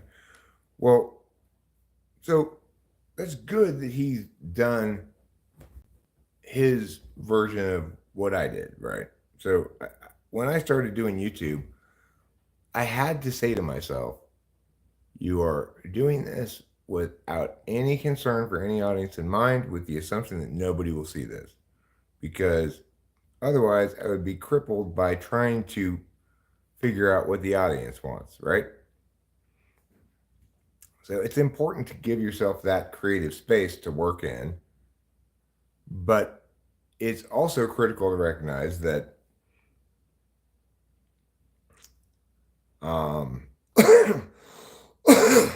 that you use that space to develop an appropriate relationship between what you want to do personally, who you understand yourself to be as a creative force, what the audience responds to and doesn't, how you want to engage with the audience. In other words, you develop a sophisticated, mature relationship with the triumvirate of self, public, and content, you know? He's trying to avoid developing that relationship. He took the first step in developing that relationship, but didn't take away from it what he needed to learn from it. And the reason is he's denied the opportunity that I had, which is I can begin not caring about the audience in obscurity and not be subject to critique because nobody's paying attention to me, and allow gradually some individuals to find me and make independent conclusions about me. He has no way of doing that. He can't go on YouTube and just start making stuff that sucks without it impacting his status in the status quo as a respected artist. And so these suboptimal expressions of self that you're articulating here, they're unfortunate realities stemming from that, and pretty difficult to overcome because, you know, he would be asking himself to give up that notion of elite special person It would force him to engage in the world as an artist again, rather than having cemented his reputation and refusing to do anything that might threaten it, you know? And that's not necessarily unwise of him. I'm not saying it's a poor choice. It's just, it's kind of sad, you know? He doesn't feel like he can work anymore because he doesn't really have permission from himself to fail. That's why he called making a movie that just he could see transformative. He's like, being able to work in a way where I have permission to fail was so much less painful than previous instances of work. Well, yeah, and that's the struggle for some people for sure, like me, where I understand the full spectrum from maximally self-indulgent SI fart smelling to maximally universalist NI pop holistic completeness. I recognize that one works within that spectrum, that one's more comfortable over here, but one produces better work over here. So, and that, I suspect Gal is an ENTP, frankly, um, based on this stuff you guys are saying and other things I've heard about him. Uh,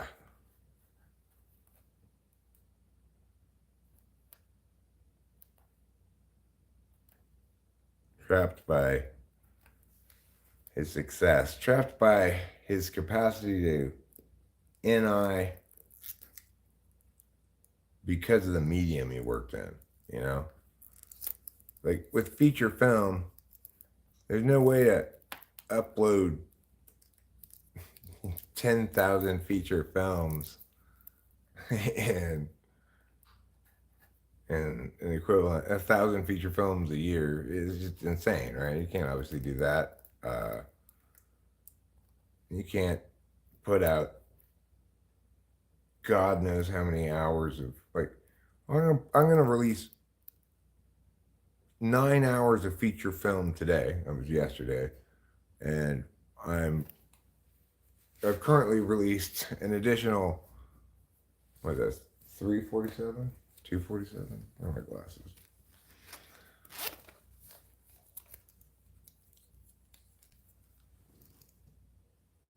Yeah, 347 of feature film so far this morning.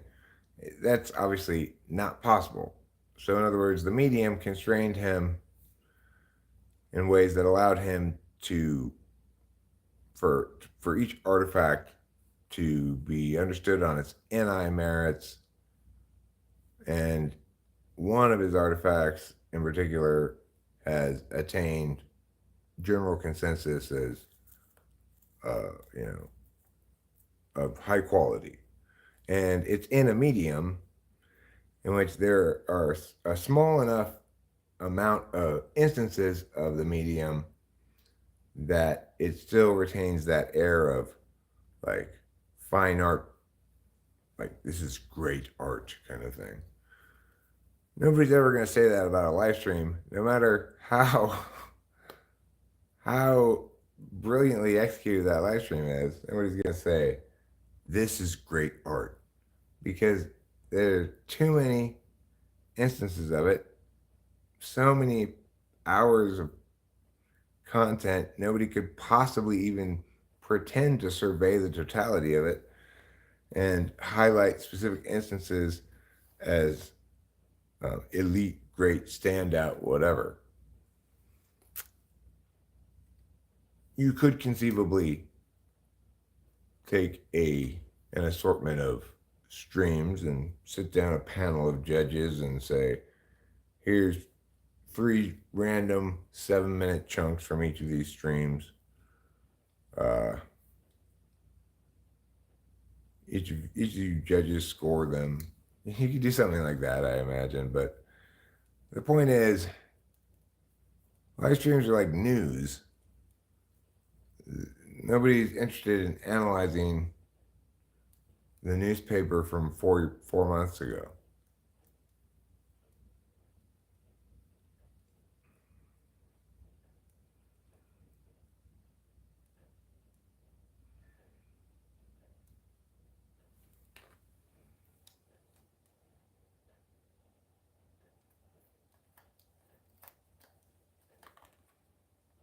A relationship with the public creates expectations that make it difficult for that public to look at any new work naturally without bias. The public has no productive purpose for me now. If no one ever sees or hears anything I make again, it doesn't change what I've made, but instead changes the possibilities of what I can make later.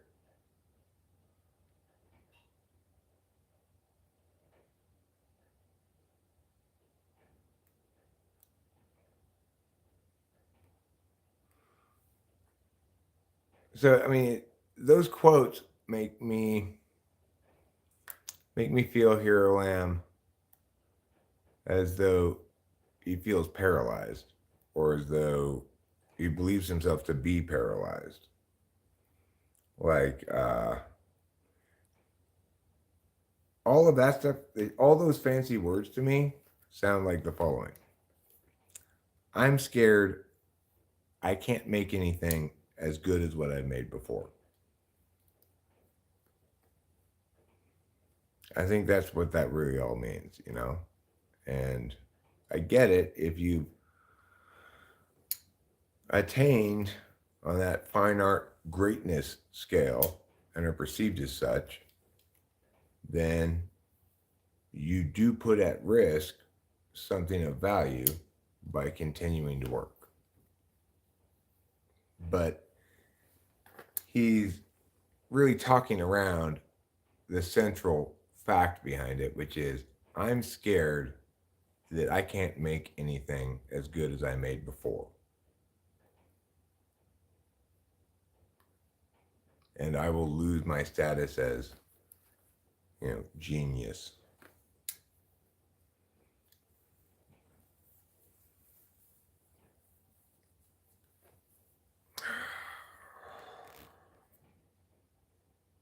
Okay.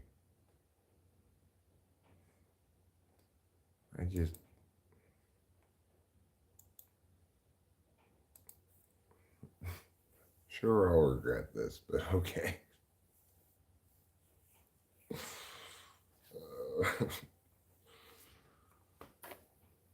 I am going to wrap this up pretty soon, but I am going to go outside and smoke one more cigarette at least before I do. I'm gonna put on a little hat, get a little gat, grab my smokes and light, and also this here cat of coffee. And then we will go outside together to smoke a cigarette. And just to talk about how to make any woman obsess over you. Why is YouTube suggesting videos like that to me? Since when do I watch such things? I guess what it's doing is, Carlos Paeva, eat my cock.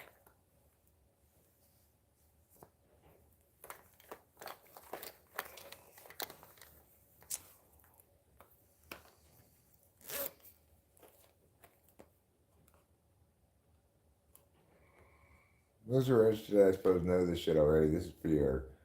What those things about emulators or whatever? I'll check it out.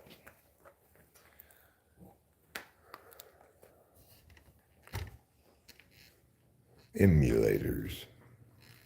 They got video game emulators too. Like, you could actually play Karate Champ. I don't know, maybe like 2 computers ago, 2 computers before this one, I had downloaded an emulator and I installed Karate Champ on my computer.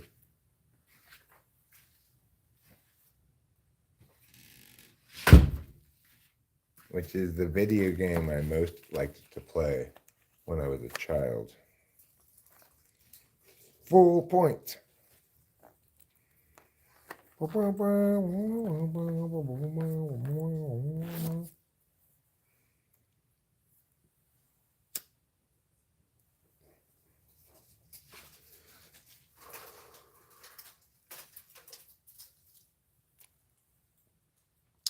How many people enjoyed my snappy retort to Carlos Paeva? I did. I enjoyed it a lot. I thought, that snappy retort was really a breath of fresh air. Tell you what else is a lot like a breath of fresh air. A delicious, refreshing puff of smoke.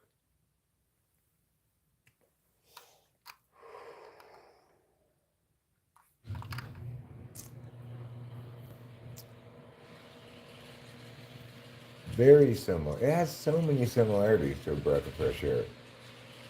For one thing, they're both breaths. Very few other things comprise that level of similarity.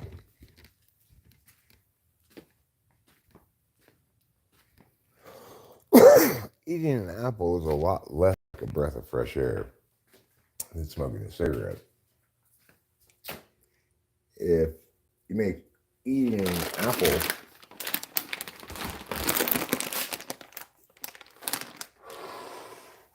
like a breath of fresh air, you're going to aspirate on apple chunk.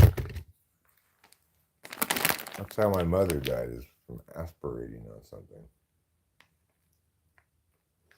So try to be careful not to breathe in your apples.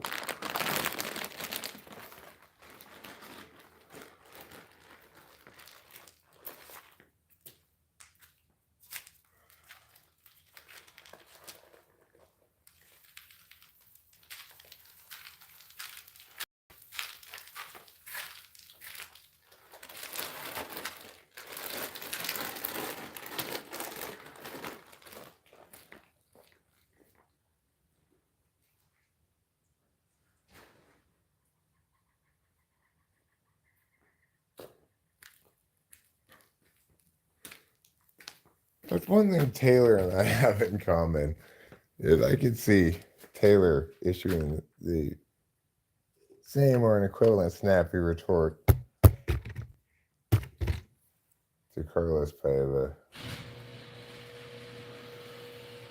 I don't know if Taylor even smokes anymore. I don't, when watching him on those panels, I haven't seen him smoking. Maybe he goes aside occasionally and does, I'm not sure.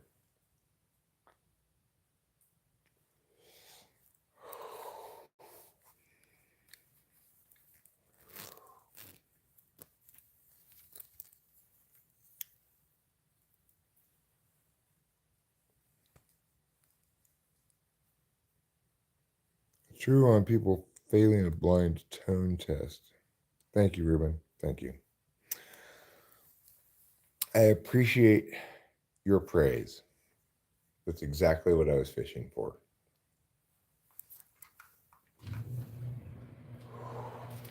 Did I already close it? Am I opening again? God damn it. Goddamn SI fourth. I'd already closed it. And I thought, oh, I should, don't forget to close it. And I opened it again.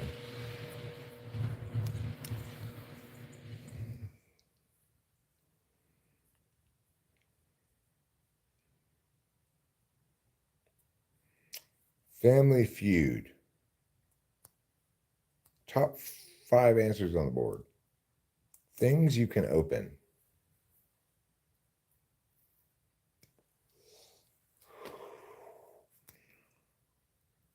You know, this is your chance to buzzer, or whichever answer comes in first is the first one, and I'll tell you which answer it is on the board.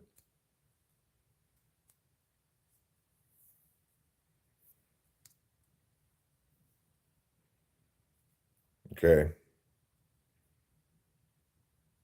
Okay, so Judith O. Drawer was not on the board. For drawer. Judith O., you got the 5th answer on the board. So we're going to assume you're going to play and not pass, okay? But we're also going to assume that everyone's in your family. Door. Okay, you got the number 1 answer on the board now. You got the number 1 and the number 5 answers on the board. Okay, so anybody can chime in. I'll tell you, so far 0 strikes for you, though, because that was the initial thing. That doesn't count as a strike. Anybody else want to buzz in? There's 3 more possible answers on the board. Can is not on the board. I'm sorry.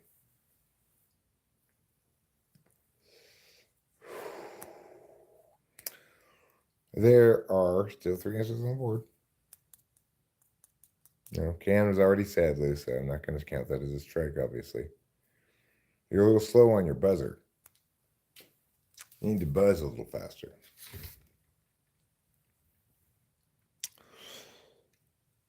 Again, 3 answers remain on the board. A bottle or a box? I'm sorry, those are both X's.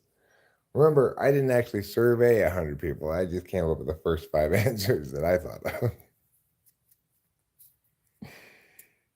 So I think that's 3 X's for you. Yes, your mind. Okay, so that's number 3 on the list.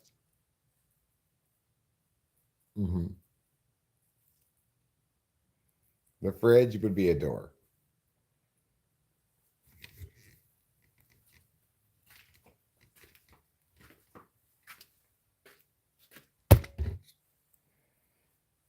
There's 2 more answers.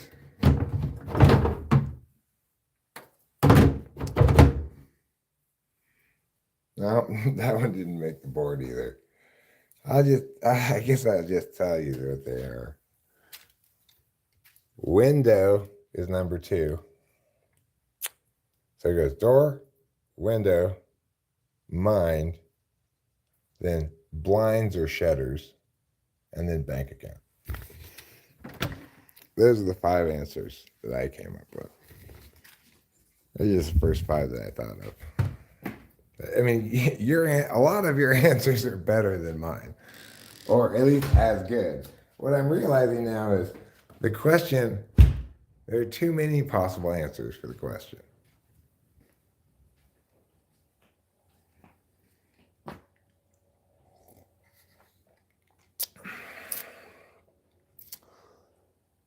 All right. How about this? Before you answer, let me think of the answers, okay? But the question is going to be things that are pointy.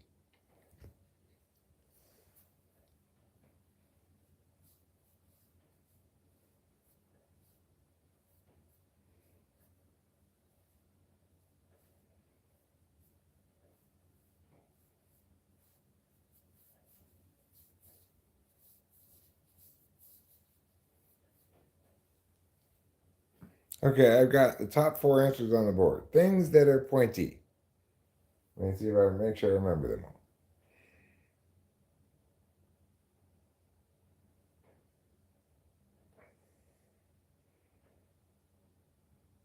Okay, I got them. So far, I wish cold titties was the answer, but no, that's not one of my answers. Shoe, no. Witch's hat, no. Cream of heart soup, ice pick, no. Ears, yes, ears is one of them. Winston's mom. Ears is number 2 on the list. Ear is number 2. Pyramids are pointy, but that's not one of the little things on the list. Yes, a needle is number 1. Needle and ears, numbers 1 and 2.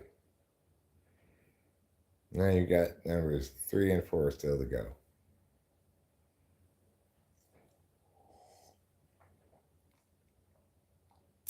They are, but that's not one of the things I thought of, Winston's mom. I think you guys might not think number 4 really qualifies, but that's what I thought of. No, penis is not one of the answers. Porcupine would be a good answer, but it is not the answer.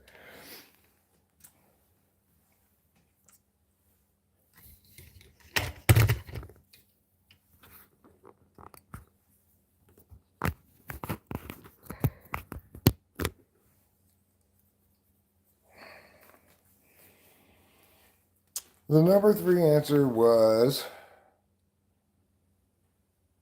teeth. The number 4 answer is mountains. Mountains! So, okay. Maybe I'm not that great at coming up with the answers for these. That's possible. Let's see.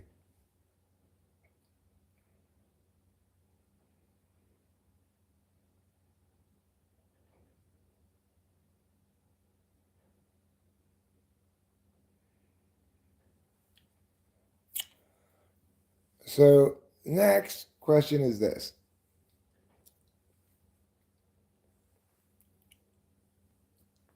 Places you might make a quick stop. Places you might make a quick stop. Okay, let me come up with the answers.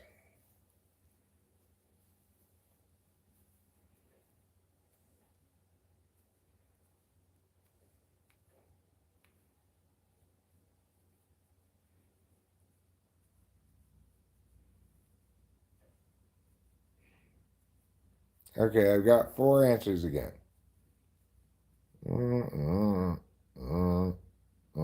Okay, I've got.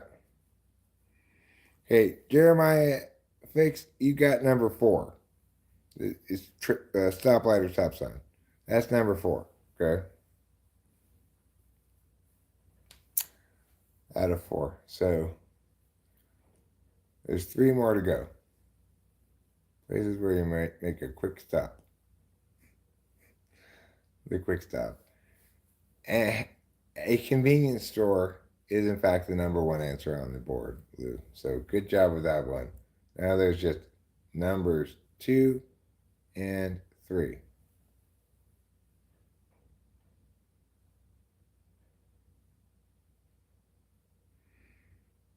Oh, a fast food restaurant, Hero Lamb, is number 3. So good enough. Gas station pizza counts as fast food restaurant.